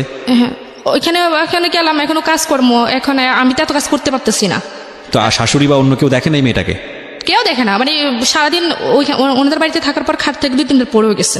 মানে আমি সারাদিন কাজ করতাম, এখন কাজ করে তো কাজ শেষ করতে পারতাম না, এখন মেয়েকে সময় দেবো কিভাবে? তখন এটা ওকে দেওয়ার পর আমার আম্মারা বলছি, আমার আম্মা ওকে বুঝেছে, পর ও আমার সাথে আমার নিয়ে গেল। তখন মেয়েকে নিবে না, কারণ ও মেয়েকে নিলে ও রাত্রে ঘুমাইতে পারে না। তখন আমি মেয়েরা রেখে গেছি। রেখে যাওয়ার পর আমার মেয়েকে আমার বোনেরা পালছে প্রায় 6 মাস আমার মেয়ের সাথে আমার কোনো রকম দেখা হয়নি। 6 মাস পরে আমি আমার বাড়িতে আসছি, আসার পরে মনে করেন মেয়েটি আমার কাছে রাখছি। তখন এই 6 মাসে তো মেয়েটা একটু শিখে, এখন মেয়ে আমাকে চেনে না। যখন আমি বাড়িতে আসছি তখন আমি আমাকে চিনে না। এই সময়টাতে এত মানে খুব ট্রেমেন্ডাসলি ওদের মধ্যে চেঞ্জটা হয়। বিকজ আমি তো রিসেন্টলি বাবা হয়েছি, সো আমি নিজেও আমারও একটা মেয়ে আছে, আমার মাত্র 3 থেকে 3.5 মাস বয়স। 1-2 দিন আমার মেয়ের সাথে আমার কমিউনিকেশনটা খুব মানে গ্যাপ হয়ে যায়, কারণ আমি খুব ভোর 5টায় বের হই বাসাতে। মানে আমি খুব নস্টালজিক। আপনি যখন কথাগুলো বলতেছিলেন না, আপনার হাজব্যান্ডের চেহারা আমার সামনে ভাসতেছিল। আমার মনে হচ্ছিল আমি যদি কাছে পাই আমি ওকে পেটাবো, বিকজ আমার ভেতরের ফিলটা আমি বুঝতে পারতেছি। আমি সরি টু সে যদি আপনার কথাগুলো সত্যি হয়ে থাকে, he is really not good man. আমি আপনাকে বলতেছি রেডিওতে, লাখ লাখ মানুষ শুনতেছে, আপনার মানুষ হওয়ার যোগ্যতা নাই। মানে আপনি আপনার স্ত্রীর প্রতি যেটা করেছেন সেটা তো একটা ভয়াবহতম অন্যায় যদি সত্যি হয়ে থাকে। কজ আমরা দুইজনকে সামনাসামনি বসাইনি। আর আপনার স্ত্রী যেটা বলছে আপনার সন্তানকে নিয়ে, মানে এটা সহ্য করার মতো না। যেটা বলছিলাম যে আসলে ভোর 5টার সময় বেরোই, অ্যান্ড ফিরি হচ্ছে রাত 8টা-9টার সময়। সো এই সময় আমার দেখা যায় আমার মেয়ের সঙ্গে আমার ভিডিও কলে কথা হচ্ছে, বা আমার লাইফের স্টাইলটাই এরকম। ইন্টারেস্টিং ফ্যাক্ট হচ্ছে যে সারাদিন পরে বাসায় গেলেও আমাদেরকে তাকায় থেকে চেনে না ঠিক মতো। এবং এই সময়টাতে খুব র্যাপিডলি এই ব্রেনের এই বিষয়গুলো খুব মুভ করে। এবং 6 মাস পরে যদি আসল মা যদি বাচ্চার কাছে যায় তো খুব স্বাভাবিকভাবেই তাকে চিনবে না, এবং এটা মার জন্য খুব কষ্টকর, খুবই কষ্টকর। হ্যাঁ বলুন। তারপর আমি আমাদের বাড়িতে গেছি, তখন মেয়েকে আমি আমার কোলে আনতে চাই, মেয়ে আমার কোলে আসতে খুব ছেলে কান্নাকাটি করে। আমার বোনের কোলে গেলে আবার খুবই মানে ভালো, একবারে হাসি খুশি। আমার কোলে আসতে চায় না সে, মানে আমার কোলে আসলে সে মানে খুবই কান্নাকাটি করে, মানে আমাকে দেখতেই পারে না। তখন আমি ওকে বলতেছি দেখো তোমার কারণেই তো আমার আজকে অবস্থা। আমার নিজের মেয়ে আমাকে চিনতেছে না, বলে যে চিনবে একটু কয়েকদিন থাকলে তারপর চিনবে। তো আমি বলছি যে না। তারপর আমি দীর্ঘ 1 মাস ছিলাম, বাট মেয়ে আমাকে কোনোভাবেই চিনে না, মানে আমাকে দেখলে মেয়ে চিল্লাচিল্লি করে, মানে এরকম একটা অবস্থা। তো তারপরে যাই হোক কোনো রকম প্রায় এরকম 5-6 মাস আমাদের বাড়িতে ছিলাম, থাকার পরে আস্তে আস্তে মেয়ে আমাকে চিনলো। আপনার বোনকে কি মা ডাকতো নাকি? হ্যাঁ, আমাকে মা ডাকতো না, ও আমার বোনকে আম্মু করে ডাকতো। আম্মু ডাকতো না, মাম্মাম ডাকতো। তো তো পরে এখন আমার বোন অবিবাহিত, এখন অপরিচিত একটা কেউ যদি আইসে এরকম অবস্থা দেখে যে আমার বোনকে মারা গেছে, এটা অবশ্যই হ্যাঁ বলবো যে মেয়ের বিয়ে হয়ে গেছে বা মেয়ের বাচ্চা যাচ্ছে।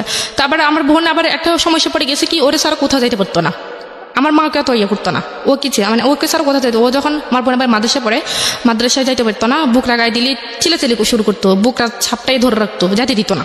তো এরকম একটা অবস্থা। এখন আমি চলে গেছি বাড়িতে, চলে যাওয়ার পর আমি আমার কাছে রাখতাম, রাখতে আমাকে একটু চিনছে, চেনার পরে সেই মনে করেন এখন কোরবান আসছে, সামনে কোরবান, এখন যে মানে আমরা যেহেতু এখন শ্বশুর বাড়িতে চলে গেছি, এখন তো শ্বশুর বাড়িতে আমাদের গ্রামের নিয়ম হচ্ছে মনে করেন কোরবানে রমজানের সময় শ্বশুর বাড়ি সবাইকে জামা কাপড় দিতে হয়, তারপর সেমাই চিনি বাজিটা লাগিয়ে দিতে হয়, আবার কোরবানের সময় একটা যার সামর্থ্য যতটুকু একটা ছাগল দিতে হয় বা যার সামর্থ্য বেশি সে একটা গরু দিতে হয়, তার সাথে সব রকমের মশলা 5 কেজি মানে 5 কেজি তেল, মানে এরকম যাবতীয় সবকিছু দিতে হয়। তো এখন কোরবান আসতে আরো 15 দিন বাকি। তো আসলে আমার শ্বশুর বাড়ির লোক 15 দিন আরো অপেক্ষা করতে পারেনি যে আসলে ওরা দিবে কি দিবে না। তো আমার কি জানি কি আমার মেয়েকে আমাকে বলতে পারে না, দেখলে আমার মেয়েকে বলতেছে, আমার মেয়ের নাম হচ্ছে হাবিবা। তো বলতেছে হাবিবা তোর নানুদের মনে আজকে এবছর টাকা পয়সা নাই, তো নানুরা মনে এবছর তো দাদুদেরকে কিছু দিতে পারবে না। এটা কি নিয়ম নাকি? হ্যাঁ, এটা আমাদের এদিকে নিয়ম, কালচার, মানে নানুর বাড়ি থেকে দাদুর বাড়িতে আসতে হবে। হ্যাঁ, কেন দাদুর বাড়ি থেকে নানুর বাড়িতে যেতে পারে না? না না, সব বোগাস নিয়ম। পরে যাই হোক, এখন আমি আমার আম্মাকে বলছি, তো আমার আম্মা বলতেছে ওনারা বুঝে একটু অপেক্ষাও করতে পারে না। তখন আমার আম্মা, সমাজটাও না মানে কেমন জানি, মানে মেয়ে জন্ম দিয়ে রীতিমতো পাপ করে ফেলেছে, মানে প্রত্যেকটা অ্যাঙ্গেলে বৈষম্য, সবকিছু মেয়ের বাড়ি থেকেই যেতে হবে, স্টুপিড। তারপর আমার আম্মা তারপরের দিনই আমার কাকাকে দিয়ে, তখন আপু ছিল না, আমার কাকাকে দিয়েই সবকিছু কিনে কেটা করে পাঠায় দিছে। পাঠায় দেওয়ার পর তো এখন কোরবানি ঈদে, এখন একটা বিয়ের অনুষ্ঠানে মানুষ এত মানুষ জানা, কোরবানি ঈদে আমার শ্বশুর বাড়িতে দাওয়াত দিছে। তো আমার শ্বশুর বাড়িতে বলতেছে আমরা শুধু আমাদের আত্মীয় স্বজন, আমরা কি একে যাবো নাকি, আমরা যদি যাই আমাদের আত্মীয় স্বজন কি বলবে। তো আমার আম্মা বললো যে ঠিক আছে, আপনাদের আত্মীয় স্বজন যেহেতু আছে, আপনারা দেখেন কয়জন হয়, তো আসেন। তো 180 জন হয়েছে আত্মীয় স্বজন আপনাদের বাড়িতে আসবে কোরবানির ঈদের দাওয়াত খেতে, 180 জন। তো আমার আম্মা এখন কি করবে, এখন মুখ বুঝে সব সহ্য করতে হবে। তো আমার আম্মা বলছে ঠিক আছে আসেন। তো আসার কথা বলছে, তারপরে মানে আমার আব্বু আম্মাকে কখনোই বলে নাই যে আপনারা আমাদের বাড়িতে গিয়া একটু দেখে আসেন, দাওয়াত তো দূরের কথা, মানে গিয়ে একটু দেখে আসেন, নিজের আসতে খাওয়ার জন্য। মানে প্রত্যেক মাসে একবার হইলেও ওনাদের বাড়িতে সবাই দাওয়াত পড়ে আমাদের বাড়িতে। তো যাই হোক, এখন তারপর কি হয়েছে, এর মধ্যে মনে করে আমার বোন আবার একটা ছেলের সাথে রিলেশন করতো, এখনো হয়তো করে, আমি যে জানি না কি সত্যি কিনা। তো একটা ছেলের সাথে রিলেশন করতো, সেটা আবার এটা বলতে ভুলে গেছি, আমার বোনকে যখন আমার হাজব্যান্ড দেখছে বা রবিলে দেখছে, তখন সে আমাকে বলতেছে করি তো তোমাকে একটা কথা বলবো। তা বলে কি কথা, তো বলে যে তোমার আগে যদি তোমার বোনকে দেখতাম না, আমি তোমার বোনকে বিয়ে করতাম। তো আপনার পায়ে জুতা ছিল না তখন? আসলে কি বলবো আমি, তুমি গেলে কি বলো, তো এটা আপনারও কিন্তু ফল্ট, মানে আপনার পায়ে তখন জুতা থাকলে জুতা মেরে দেওয়া উচিত। আমি মনে করি হচ্ছে আমি সরি টু সে, আপনি যদি রিলিজনের জায়গা থেকে চিন্তা করেন তাহলে অফকোর্স এটা একটা অন্যায়, এবং আমি যেটা বলছি সেটা অবশ্যই পাপ। হ্যাঁ, তো কিন্তু যেই ছেলেটা রিলিজিয়াসটিক হতে চলে না, তাকে জুতা ট্রিটমেন্ট ছাড়া আসলে অন্য কোনো ট্রিটমেন্টে যাওয়ার কোনো সুযোগ নাই। হ্যাঁ, মানে আমি আসলে আজকে প্রেজেন্টারের বাইরে চলে যাচ্ছি, সরি ফর দিস। আমি ভবিষ্যতে আরো কি বলবো আমি জানি না, কারণ আপনার গল্পটা যেদিকে যাবে আই এম রিয়েলি মানে আউট অফ মাইন্ড অ্যাকচুয়ালি। তারপর সে মনে করেন এখন একজন হাজবেন্ড কার জন্য সাজে, তার ওয়াইফের জন্যই তো, বা একজন ওয়াইফ তার কার জন্য সাজে, হাজবেন্ডের জন্য। সে যখন কোনো শার্ট পরে বা কোনো প্যান্ট পরে বা একটু হাইটেই হয়ে বা একটু বাইরে হয়, তো তখন আমাকে মানে বলে ঋতু দেখো তো আমাকে ভালো লাগতেছে, বাইরে গেলে মেয়েরা আমাকে পছন্দ করবে, আমাকে ডিরেক্টলি এরকম। এই লোকরে আপনি 3 মাস বাসায় থেকে পুষ্টি ইনজেকশন দিয়েছেন? হ্যাঁ। পরে আমি বললাম যে হ্যাঁ ভালোই তো লাগবে, তখন মানে কান্নাকাটি করতাম, কি বলবো। আর তখন একদিন মানে সে তখন বিভিন্ন মেয়েদের সাথে কথা বলা শুরু করে দেয়। আচ্ছা। হ্যাঁ, তখন সে বিভিন্ন ভঙ্গিতে মেয়েদের দিকে তাকায়। তো আমাদের বাড়িতে আমার চাচাতো বোন আছে, যেটাতো বোন আছে, তাদের সাথে বিভিন্ন রকমের, তো তারা আমাকে বলে যে আফু দুলাভাই এমন কেন, এরকম করে কেন। আমি বলছি থাক তোরা একটু দূরে থাকিস, তোরা কিছু বলিস না। তো সে আমাকে এরকম করে বলে যে, তো একবার সে তার বন্ধুর বিয়ে, তো আমাদেরকে দাওয়াত দিয়েছে, তখন আমি শাড়িটি পরে বিয়েতে যেভাবে যায়, তো তার বন্ধুরা সবাই আসছে, আমরা একসাথে যাবো। তার এক বন্ধু বলতেছে ভাবি আপনাকে খুব সুন্দর লাগতেছে। আমাকে এই কথা কেন বলছে, সে আমাকে আর নিলই না ওইখানে। তো আমাকে সে বলে যে তোমাকে আর লোকে কেন সুন্দর বলবে। তা আমি বলছি তো তুমি যে নিজে শার্ট প্যান্ট পরে নিজে আমাকে বলে যে মেয়েরা তোমাকে লাইক করবে কিনা, তখন আমার কাছে খারাপ লাগে না? তখন আমি 100 বার বলতে পারবো আমি ছেলে, সেজন্য তুমি বলবা নাকি? সে আমাকে এরকম করে বলে। ঠিক আছে আমি আর বলবো না। আপনি ছেলে না, আপনি যদি এটা হয়ে থাকে ইনফ্যাক্ট তো তারপরে কি হয়েছে, সে একবার তো আমার বোন একটা ছেলের সাথে রিলেশন করতো, সেই আমার বোনের রিলেশনটা আমি মানতে পারতেছে না, কারণ আমার বোন যে ছেলের সাথে রিলেশন করতো সে আরো একটু হাই কোয়ালিটি, মানে সে মনে করেন বিদেশে থেকে পড়াশোনা করে, তো সে আরো একটা হাই কোয়ালিটি, মানে সে চাইতেছে না যে আমার বোন আরো মানে তার চেয়ে একটু উপর লেভেলের একটা ছেলেকে মানে পছন্দ করুক বা সেটা কেউ মেনে নিক, বা এরকম উপর লেভেলের কোনো ছেলে আমাদের বাড়ির জামাই। হ্যাঁ, তো তারপর আমার বোন যে ছেলের সাথে সম্পর্ক করতো, সে ছেলে কি নাম্বারটা কিভাবে পাইছে, পাইয়া সে ছেলের সাথে আমার বোন আমার হাজবেন্ডে বলছে যে আপনি যে মেয়ের সাথে কথা বলেন আপনি জানেন তার বিয়ে হয়েছে, তার একটা বাচ্চা আছে, আমার মেয়েকে দেখাই দিতেছে। তখন বলছে সে বিশ্বাস করে না, তো বলছে ঠিক আছে আমি প্রমাণ চাই। তখন সেই কি করছে, দেখাইছে, আনছার তো আমার মেয়েকে ওই ছেলের সামনে নিয়ে গেছে, নিয়ে আমার রবিআলো বলতেছে যে হাবিবা তোমার আম্মুর নাম কি, তোমার আঙ্কেলের কাছে বলো। তো সে আমার বোনের নাম বলে দিছে, কারণ আমার বোনকে সে চিনে। আমার বোন নাম বলেছে যে আমার আম্মুর নাম এইটা, তো বলে দিচ্ছে। এখন সে তো বিশ্বাসই করবে, যে বলে যে এখন সেই মানে আমার বোনের হাজবেন্ড হচ্ছে সেই, আমি কেউ না, মানে ওই ছেলের সাথে সে এরকম ভাবে বলতেছে যে আমি তার হাজবেন্ড, আমি তার, সে আমাদের মেয়ে। Very nasty story. জি ঋতু, তারপর কি হলো? হ্যাঁ, তারপর ওই ছেলে তো বিশ্বাস করে ফেলছে। এখন ওই ছেলে আমার বোনের সাথে মনে করেন সম্পর্কে একটা বিচ্ছিন্ন অবস্থায়, তখন আমার বোন আমাকে, মানে ও কি বয়ফ্রেন্ড ছিল আপনার বোনের? হ্যাঁ, আমার বোনের বয়ফ্রেন্ড ছিল। চিন্তা করুন অবস্থা। তারপর আমার বোন আমার কাছে বললো যে আফু এরকম দুলাবে এটা কি করলো। তখন আমি বললাম যে ঠিক আছে তুই ছেলের নাম্বারটা আমাকে, আমি সব বলতেছি। তখন আমি এই ছেলেকে মনে করো ছেলেকে ক্ষমাটা চাইছি। তখন আমি বললাম যে উনি এরকমই, আপনি ওনার কথা বিশ্বাস করেন। তারপর সেই আমার বোনের সম্পর্কটা কোনোভাবে টিকতে দিবে না। সে কি করছে মনে করেন, আমার বোনের যে ইমো আইডি ইউজ করতো, তো সেই ইমো আইডি সে হ্যাক করে ফেলছে। এখন আমার বোনের কার কাছে মেসেজ করবে সে সবকিছু দেখে। তো আমার বোন হয়তো ওই ছেলের সাথে কিছু সিক্রেট কথা বলছে, সেইগুলো দেখছে, কিছু ফিক ফাটাইছে, সেগুলো দেখে ফেলার ফলে সে আমার বোনকে ব্যাকলিং করতেছে যে তুমি এটা কি করতেছো, আমি তোমার আব্বু আমার কাছে সবকিছু বলে দেবো। তখন আমার বোন একটু ভয় পেয়ে গেছে, বলে যে ওই ছেলের সাথে নামে আমি তোমার মামলা দেবো, যে নারী নির্যাতনের মামলা, কারণ তোমাদের যে মেসেজ তুমি পাঠাইছো এগুলো দেখে আমি দেখাই মামলা দিব, তোমার আব্বুর কাছে বলতেছি, তোমার আম্মার কাছে বলতেছি। তো আমার বোন ভয় পেয়ে গেছে, আর আমার বলছে। বলার পর আমি সাথে আমার শ্বশুর বাড়ি থেকে আমার বাপের বাড়িতে চলে আসছি। আসার পর আমি বলতেছি তুমি এসব কি করতেছো, তোমার বোন একটা অন্যায় কাজ করতেছে, এটা আমি বাধা দিতেছি, এটা তো আমি খারাপ কিছু করতেছি না। তখন কি করছে, সে আমার সবার সামনে এই মেসেজগুলো দেখাচ্ছে, সেগুলো আসলে দেখার প্রয়োজন পড়ে না। তারপর দেখেছে, তখন ওর কারণে আমার বোনকে আমার মেজো জ্যাঠা খুব মারছে এই মেসেজগুলো দেখে। মানে এখন ওরা তো জানে গেছে একটা ছেলের সাথে রিলেশন আছে, এখন এগুলো দেখে ছেলের সাথে রিলেশন কেন, এগুলো দেখে খুব মারছে। এটা তো আরো খুব সুন্দর করে ওয়াইজলি এটাকে সমাধান করা যেতে পারতো, নিজের ঘরের খবর চারদিকে জানাই দেওয়ার কোনো মানে হতো না। তো তারপর কি করছে, তারপরে সে থামে নাই। সে বলতেছে তুমি যদি আমার কথা না শোনো তাহলে আমি কিন্তু ওই ছেলের নামে মামলা করে দিব, এমনকি আমি সবকিছু কথা বলি। এই অধিকারটা খাটাই কিভাবে আমি তো বুঝলাম না। এটা আমার বোনের সাথে হয়েছে। এখন আমার বোন আসলে ওই ছেলেকে হয়তো প্রচন্ড ভালোবাসে, সেই জন্য আসলে ও ক্ষতি চায় না, সেজন্য বলছে ঠিক আছে আপনি কি বলেন। আমার বোন ওকে অফার করছে যে ওর সাথে ফিজিক্যাল রিলেশন করবে। দাঁড়ান 1 মিনিট, কাকে অফার করছে? আমার বোনকে। কি অফার করছে? আমার হাজবেন্ড। Are you sure? অবশ্যই, আমি একটা ভিডিও ছিল, সেটা আমি নিজেও দেখছি। কিসের ভিডিও? এটা জাস্ট এমনিতেই কিস করছে আপনার বোনকে? হ্যাঁ। সে ভিডিওটা কে করছে? সেই করছে, করে আপনাকে দেখাইছে? আমাকে দেখাইছে। তখন আমাকে দেখা নাই, আমি ওই অবস্থায় আমি ওইখানে চলে গেছি। আচ্ছা, ঘটনাটা শুনি, কি হয়েছে? তখন সে আমার বোনকে বলছে, আমার বোন আসলে রাজি হয়নি। মানে ব্ল্যাকমেইল করছে যে তুমি যদি এটা করো, মানে ওনার কথা না শুনে, রবিলের কথা যদি না শুনে, তাহলে সেই ওই ছেলের নামে মামলা করে দিবে, নারী নির্যাতনের মামলা করে দিবে। এমনকি সে তার সবকিছু ওকে আছে, শুধু একটা ফোন যাবে, মামলা হয়ে যাবে, তাকে বাড়ি থেকে তার ফ্যামিলি সহ তাকে নিয়ে যাবে, এরকম একটা দেখাচ্ছে।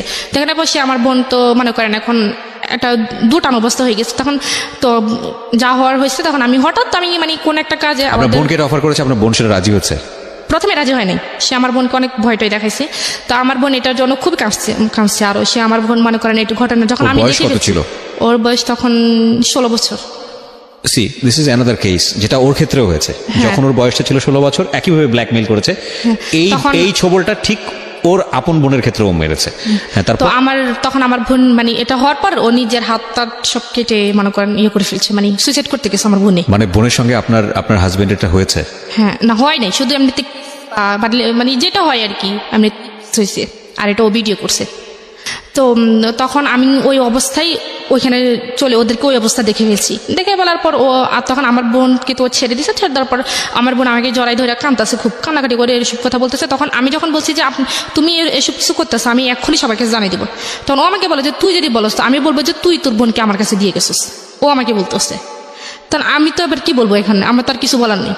আমি বলছি তুমি আমাকে এবার ব্ল্যাকমেল করতে পারো না, বলা যে অবশ্যই করবো, তুই যদি এটা কারোর কাছে প্রকাশ করতে চাস আর তোর বোনের ভিডিও আছে সেটা আমি কি জানি নেটে ছেড়ে দিব, আর তুই যদি কোনো কিছু করতে চাস কারোর কাছে বলতে চাস তা আমি তোকে উল্টা ফাঁসিয়ে দিব। আপনাদের বাড়িতে হচ্ছে এসব? আমার বাড়িতে, আমাদের বাড়িতে হয়েছে। তখন আমি কি, তখন আমার বোনে আমার বাবা কোথায় ছিল সে সময়? আমার আম্মা আমার নানুদের বাড়িতে ছিল। আপনার বাবা মা? আমার আব্বা বাড়িতেও ছিল, দেশের বাড়ি ছিল, আর আম্মা নানুদের বাড়িতে ছিল। তখন আমি বাড়িতে, বড় ভাইরা কোথায় ছিল? বড় ভাই বাইরে থাকে। দেশের বাইরে থাকে? মানে আপনাদের বাড়িতে আপনার দুই বোন ছাড়া কেউ নাই? না, আমার ছোট একটা ভাই আছে, ও হাবিজিতে পড়ে। তার মানে আপনাদের বাড়িতে শুধুমাত্র আপনারা দুইজন? হ্যাঁ, আর আর দাদু আছে। দাদু ধরেন আমাদের তো নতুন বাড়ি পুরান বাড়ি যেটা বলে, দাদুরা পুরাতন বাড়িতে থাকে আর আমরা নতুন বাড়িতে। তো দাদু কাজ টাজ করে চলে যায়, তো সবসময় থাকে না। ওকে, তারপর? তো তারপর এখন এসে আমাকে এরকম ব্ল্যাকমেল করছে, আমি আর কাছে বলতে পারি। তখন আমি আমার বোনের কাছে আমার বোনের পা ধরছি, আমি বলছি তুই ওর হয়ে আমার মানে আমার কি জানি ওর হয়ে আমি তোর কাছে মাপ চাইতেছি, তুই ওরা মাপ করে দিস। ফলে যে পরে ও কি করছে মনে করেন, ওই দিন আপনার হাত পা কেটেছে, আপনার হাত টাট কেটে লিছে, কাইটে মনে করেন ও সুসাইড করবে এরকম বলে যে আমার জন্য এত সমস্যা। ওই ছেলে আবার জানে না। তারপর ও কি করছে, ও যেহেতু ওই মানে রবিউল দেখতেছে ওই ছেলের সাথে কথা বলা বন্ধ করে নাই, ওই ছেলে মানে রবিউল কি করছে, ওই ছেলের বাড়িতে গেছে, আমার আরেকটা দুঃসম্পর্কে চাচাতো বোন নিয়ে গেছে, নিয়ে ওর আব্বা আম্মার কাছে আমার বোনের নামে বিচার দিয়ে আসছে যে আপনার ছেলে তো অমুক মেয়ের সাথে কথা বলে, ওনার একটা বাচ্চা আছে, ওনার স্বামী আছে, আপনার কেমন ছেলে একটা ম্যারিড মেয়ের সাথে কথা বলে। তখন ওই ছেলের বাপ মা, মানে যেটা বুঝতে পারছি আপনার বোনকে সে অনৈতিকভাবে পাওয়ার জন্য মোটামুটি ক্রেজি হয়ে গেছে। হ্যাঁ, তারপর কি হয়েছে এখন মনে করে সব মিলিয়ে তো খুবই সমস্যা হয়েছে। তখন আমি আমার ফ্যামিলিকে একটু ইঙ্গিত করছি, পুরোপুরি করিনি। তো আমার আব্বু বলতেছে তোমার এখানে থাকার দরকার নাই, ডিভোর্স হয়ে যাক, এখানে থাকার দরকার নেই। এরপরে মনে করেন ওই ছেলের সাথে অনেক সমস্যা করছেও, তারপরে বলছে যে ডিভোর্স হয়ে যাক। তা আমি বলছি যে আমার আব্বা আমার মেয়েটা কি হবে, আমি হয়তো একটা ভালো ছেলে পাবো, ও একটা ভালো মেয়ে পাবে, আমার মেয়েটার কি হবে, আমার মেয়ে তো মা হারালো বাপ হারালো, বলে যে সমস্যা না, আমি মেয়ের ব্যবস্থা করতেছি। তো আমার বাবা কি করছে, ওরে ডিরেক্টলি বলছে যে আমার মেয়ে আসা চাইরা দাও, আমার মেয়েকে তুমি পাইবা না, তুমি একটা ডিভোর্স লেটার পাঠাতে। এখন ও যদি ডিভোর্স পাঠাতে যায় তাহলে সম্পূর্ণভাবে কিন্তু আমি সবকিছু পাও না, কারণ আমার যে কাবিননামা বা আমাদের যে সবকিছু নিয়ে গেছে এগুলো তো মানে আমি আইনগতভাবে আমি পাই, তো সেজন্য ও আমাকে ডিভোর্স দিচ্ছে না। না না না, এটা তো আপনি, আচ্ছা এটা একটা ভুল ধারণা। আমি আজকের অনুষ্ঠানের মধ্যে বলে দিই, দেনমোহরের বিষয়টি যে কেউ যে কোনো পক্ষ থেকে ডিভোর্স দিলে পাবে। যদি মেয়েটাও ডিভোর্স দেয় তাহলেও পাবে, ছেলেটা ডিভোর্স দিলে তাও পাবে। কিন্তু আমরা একটা ভুল প্রেডিকশনের মধ্যে থাকি যে আমরা মনে করি যে মেয়েটা ডিভোর্স দিলে ছেলেটা এটা দিতে হয় না। এটা একটা সম্পূর্ণই ভুল ধারণা। এটা মেয়ের ন্যায্য অধিকার, এবং এটা যেই ডিভোর্স দেখ না কেন এটা মেয়ে পাবে। হ্যাঁ, এটা আজকের অনুষ্ঠানের পরে যদি কারো এই ধরনের একটা ভুল ধারণা থেকে থাকে তাহলে এই ধারণা থেকে বের হয়ে আসুন। আইনত এটা হচ্ছে, যদি ডিভোর্সটা মেয়ের পক্ষ থেকে হয় মেয়ের দেনমোহর অবশ্যই পরিশোধ হতে হবে, সেটা ডিভোর্স মেয়ে দিলেও পাবে এবং ছেলে দিলে তো কথাই নেই। হ্যাঁ বলেন। তারপর মনে করেন এরকম কিছু হয়েছে, এখন তারা আমাকে ডিভোর্স দিবে না, মানে এরকম আমাকে মনে করেন নানানভাবে টর্চার করতেছে, আমার গায়ে হাত তুলতেছে, খুব হাত তুলতেছে। একবার ওদের বাড়িতে মানে তারপরে আমি যখন ওদের বাড়িতে গেছি তখন ও মানে পকেটে 200 টাকা রাখছে, এটা আমি জানি না। এখন ওর ভাইরা আছে, ওর একটা ভাই আছে, ও আবার একটু হাত লাড়ে, মানে ছোট্ট টাইপের আর কি, মনে করেন 100-200 টাকা পাইলে এগুলো নিয়ে যায়। তো আমাদের রুমে, আমরা যে রুমে থাকি রুমে পকেটের ভিতরে 200 টাকা রাখছে। রাখার পর এখন ধানের দিন আসছে, আমরা ধানটা নিয়ে সবাই বাইরে কাজে ব্যস্ত। ও দুপুরবেলা আমার হঠাৎ খাইতে গেছে, আমাকে বলতেছে ওই চোরের ঘরে চোর, তুই আমার টাকা দে, মানে ডিরেক্টলি সবার সামনে। আমি তো মানে অবাক হয়েছি, কি আমি টাকা কিসের চোর, কিসের টাকা, বলে যে আমি পকেটে 200 টাকা রাখছি, তুই আমার টাকা নিচ্ছিস না, তুই আমার টাকা দে। আমি বলছি খোদার কসম আমি টাকা নেই, আমি করার হিসেবে হাত দিয়ে রাখতে পারবো, আমি টাকা নিইনি।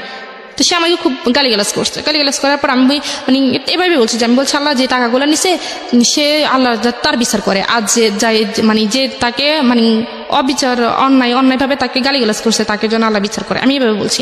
বলার পর আমি দরজাটা লাগিয়ে ফেলছি। সেই গোসল করতে গেছে, গোসল করে আইসা মানে 5 মিনিটও দাঁড়ায়নি। আমি বলছি যে তুমি একটু দাঁড়াও, আমি জামা কাপড় চেঞ্জ করতেছি, তুমি একটু দাঁড়াও, আমি জামা কাপড়টা চেঞ্জ করি। কারণ আমার পাশের রুমে আমার শ্বশুর, বাইরে দরজার সামনে আমার দেবর আছে, তাহলে আমি তাদের সামনে কিভাবে এই অবস্থায় দরজা খুলি।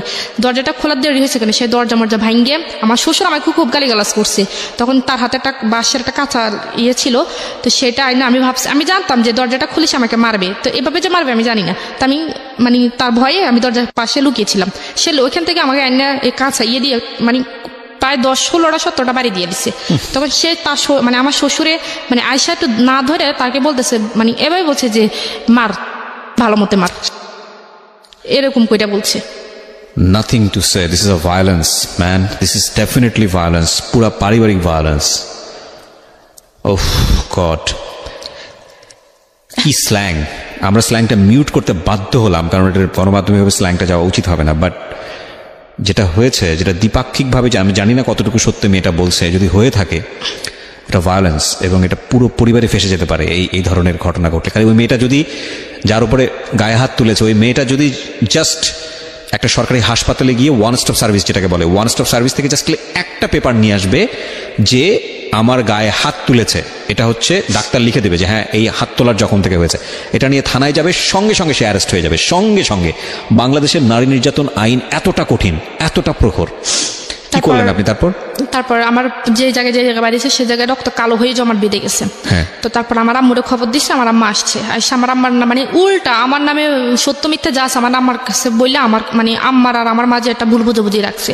তখন আম্মা আমার কথা বিশ্বাস না করে ওদের কথা বেশি, তখন আমি এগুলো দেখাইছি, দেখানোর পর বলতেছে তোর দোষে তুই মার খেয়েছিস এগুলো বলছে। তখন সে আমাকে কোনো ওষুধপত্র কোনো কিছু কিনে দেয় না। তখন আমি অনেকদিন ব্যথায় ভুগছি, ভোগার পরে আমি আমার আব্বুর কাছে বলছি, আব্বুর কাছে আমি ছবি তুলে পাঠাই দিছি, দেখেন আমাকে কি করছে, মানে এই গায়ের যে আঘাতের ছবিগুলো, মানে যে জমা গেছে ওটার ছবি তুলে পাঠা দিছি। তো আমার আব্বু বলতেছে ঠিক আছে তুই এক্ষুনি চলে যা। তো আমি বলছি ওরা তো আমার যাইতে দিব না। তখন সে বলছে যে কি আমার শ্বশুর কাছে ফোন দিছে, আমার আব্বু বলতেছে যে আমাদের বাড়িতে একটা কাজ আছে, মেয়ের একটু পাঠান, 2 দিন থেকে চলে আসবে। তখন আমি আমার মেয়ের নিয়ে চলে গেছি। চলে যাওয়ার পর আমার আব্বু বলছে যে ওরে ফোন দিয়েছে, তো তুমি আমার মেয়ের সাথে আর কোনো সম্পর্ক রাখবে না, আমাকে আমি 1 মাসের মধ্যে আমি ডিভোর্স লেটার পাঠাইতেছি। তখন সে কি করছে, আমার আব্বার কাছে মাপটাপ চাইছে, চাইয়া সে আমাদের বাড়িতে গেছে বৃহস্পতিবার গেছে, শুক্রবারের দিন সে আমার মেয়েকে বলতেছে যে আমি মেয়ের ওরে নিয়ে একটু হাবিবের নিয়ে একটু দোকান থেকে ঘুরে আসি। তখন তো আমি আর জানতাম না তার মনে চুরি করে নিয়ে চলে গেছে। তার থেকে আর দেওয়া যায়নি, তার থেকে প্রায় 2 মাস হয়ে গেছে। 2 মাস হয়ে যাওয়ার পর সে আর কোনো যোগাযোগ রাখে নাই তার সাথে। তাদের সম্পূর্ণ সিম তারা চেঞ্জ করে ফেলছে। কতদিন আগের ঘটনা এটা? আরো ধরেন 4 মাস আগের ঘটনা। আচ্ছা, তারপর সম্পূর্ণ সিম চেঞ্জ করে ফেলছে। তখন আমি খুব কানাকাটি করছি, তখন আমি নিজে তো যাইতে পারবো না। তখন আমি আমার এক কাকারে পাঠাইছি, আমার কাকা ওইখানে গেছে, ওইখানে ওনাকে সবাই ধরছে, মারধর করবো, ওনারা এটা করবো। তখন আমার কাকা ভয়ে চলে আসছে যে ওইখানে ওনারা ভালো ব্যবহার করতেছে না আমার সাথে, আমি যেতে পারবো না। তখন আমার বাবা বলছে যে ঠিক আছে এই বিয়ে এখানে তোর ভাগ্যে নাই, তোর মেয়ে যদি তোকে যদি তোর মেয়ে মা বলে মনে করে তাহলে তোর মেয়ে তোর কাছে একদিন ফিরে আসবে, এটা মনে রেখে তারপর আমার আব্বারা ওইখান থেকে কোর্টে ইয়ে করে ডিভোর্স লেটার পাঠিয়ে দিচ্ছে। তো ও নাকি রিসিভ করে না, ওইটা আবার কাজে অফিসে চলে গেছে। কতদিন আগে পাঠিয়েছে? 3 মাস আগে পাঠিয়েছে। 3 মাস আগে পাঠিয়েছে। ডিভোর্স লেটার এক পক্ষ থেকে পাঠানোর পরে 3 মাস 13 দিন অতিবাহিত হলে সেটা অ্যাক্টিভ হয়ে যায়। সো আপনার যদি 3 মাস 13 দিন অতিবাহিত হয়ে থাকে তাহলে অলরেডি ডিভোর্স হয়ে গেছে, যদি প্রসিডিংয়ে কোনো ঝামেলা না থাকে। আমি তার আগে আপনাকে একটা কথা বলতে চাই। একটা কথা হচ্ছে, মেয়েটাকে যে নিয়ে গেছে শুধুমাত্র জিঘাংসা থেকে, মেয়েটাকে তো লাভ করে না, সে তার ফ্যামিলির কেউই লাভ করে না, শুধুমাত্র রাগারাগির পর্যায়ে থেকে সে জিনিসটা করেছে। আমাকে কষ্ট দেওয়ার জন্য আপনি স্টেপ নেননি কেন? লিগ্যাল কোনো স্টেপ নেননি কেন? আপনি ওকে ইজিলি ডিভোর্সটা কেন দিলেন? আমি ডিভোর্স দিচ্ছি কারণ আমার বাবা তো সবকিছু জানে। না, আপনি ডিভোর্স তো অবশ্যই দিবেন, কিন্তু আপনি কেন মামলা করেননি? মামলা করে আমার বাবা মামলা করতে চায়নি, কারণ মামলা করলে মনে করেন এখানে মানুষ হাসাহাসি হবে, সেজন্য বা মান সম্মানের দিকে তাকিয়ে আমার বাবা মামলা। এটাই সবচেয়ে বড় ভুল। আর কত হাসাহাসি অফ হবে বলেন? হাসাহাসি কি কম হয়েছে? ওর তো শাস্তি হওয়া উচিত ছিল। এত বড় শাস্তির পর আপনারা ছাড় দিয়ে দিলেন, এটা আপনাদের অনেক বড় একটা অপরাধ। আপনারা যা বলেছেন এখানে সেটা যদি সত্যি হয়ে থাকে একপাক্ষিক, আমি আবার বারবার বলছি, কারণ আমি হয়তো আপনার হাজব্যান্ড এখানে সামনাসামনি থাকলে সে হয়তো তার বলার যুক্তি ছিল, যদি আপনি যা বলেছেন সবকিছু সত্যি হয়ে থাকে তাহলে আপনাদের অবশ্যই মামলা করা উচিত ছিল। আপনার সন্তানকে ফিরে পাওয়ার জন্য, আপনার সন্তানের বয়স কত? আমার 2.5 বছর। 2.5 বছর। আপনার সন্তানকে পাওয়ার আপনার লিগ্যাল রাইট আছে। আপনার সন্তানকে পাওয়ার জন্য আপনার মামলা করা উচিত। আপনি কেন? আমি আজকে সবাইকে রেডিওর মাধ্যমে বলছি, সবার প্রতি রেসপেক্ট রেখে বলছি, যদি এইরকম নির্যাতনের শিকার কেউ হন, তাহলে আপনারা যেটা করবেন সেটা হচ্ছে কন্টিনিউয়াসলি, যদি এরকম নির্যাতন হয়ে যায়, যদি মনে করেন যে না সংসারটা আসলেই হবে না, সম্ভব না, তাহলে নইলে এই ধরনের স্টেপে যাওয়া উচিত হবে না। কারণ এটা অনেক সময় হিতে বিপরীত হতে পারে। যে আপনি যদি মনে করেন যে সংসারটা আসলে হবে না এবং আপনি বঞ্চিত হচ্ছেন, একটা ডিসিশন যদি আপনি নিয়েই ফেলেন, সরকার কিন্তু প্রুফ ছাড়া, আইন কিন্তু প্রুফ ছাড়া এক কলমও নড়ে না। এইরকম নির্যাতন হলে অবশ্যই আপনার ডাক্তারের কাছে গিয়ে একটা প্রুফ নিয়ে আসা উচিত যে আপনার উপর নির্যাতন হয়েছিল। জীবনের কোনো একটা পর্যায়ে গিয়ে, যে কোনো একটা সময় গিয়ে আপনি অ্যাকশনে যেতে পারবেন। সুতরাং আপনি অনেক বড় ধরনের ভুল করেছেন আমি বলবো। আপনি আজকে মন খুলে কথা বলার জন্য এখানে এসেছেন, কারণ আপনি হয়তো কাউকে সলিউশন দিতে আসেননি, বা আপনার জীবন গল্প শুনে কে কোন লেসন পেলো সেটার জন্য আপনি এখানে আসেননি। আপনার মেয়েটা কি অবস্থায় আছে সেটাও আপনি জানেন না। তারপরেও আমি আপনাকে একটা প্রশ্ন করব, সেটা হচ্ছে, কি মনে হয় আরো আগে যদি চলে আসতেন তাহলে জীবনটা আরো সুন্দর হতো না? এখন এটাই মনে হয় যে তখন যদি, তো আমার বারবার এটাই মনে হয় যে যখন প্রথম ফিজিক্যাল রিলেশন হয়েছে তখন যদি আমি আমার মনটাকে চেঞ্জ না করে তখন যদি আমি চলে আসতাম, কারণ আমার exactly that is the point, that is the lesson of the story. বাংলাদেশের সামাজিক প্রেক্ষাপটে অনেক মেয়েই আছেন এবং আমাদের সামাজিকতার লেসনটাই এটা, যারা শারীরিক সম্পর্কটাকে এত বড় কিছু মনে করে পুরো জীবনটাকে বলি দিয়ে দেন। That is absolutely wrong, absolutely wrong. এবং আমি আবারও বলতেছি এটা 100% রং। আমরা এই আইএমএ জাহিলিয়া যুগের বসবাস করি না। একটা শারীরিক সম্পর্কের জন্য পুরো জীবনটা শেষ হয়ে যায় না। Please be remember this. ওর মুখ থেকে এটা বের হয়েছে, আমি এটার জন্য ওয়েট করতেছিলাম যে কথাটা ও বলুক। যদি ও ওই সময়টা চলে আসতো তাহলে ওর জীবনটা আজকে অন্য জায়গায় থাকতে পারতো। আপনি লেখাপড়ার পরবর্তীতে কন্টিনিউ করেননি, রাইট? করতে দেয়নি আমাকে। এখন কি অবস্থা?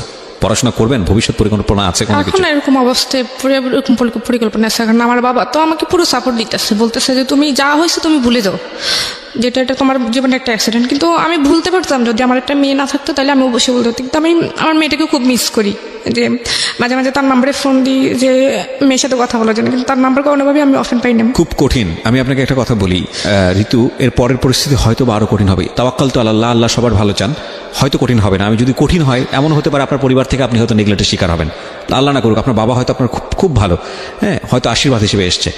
তারপরেও দেখবেন যে একটু এদিক ওদিক হলে হয়তো অন্যরকম কোনো কথা বলবেন, নিজের কাছে সহ্য করতে পারবেন না।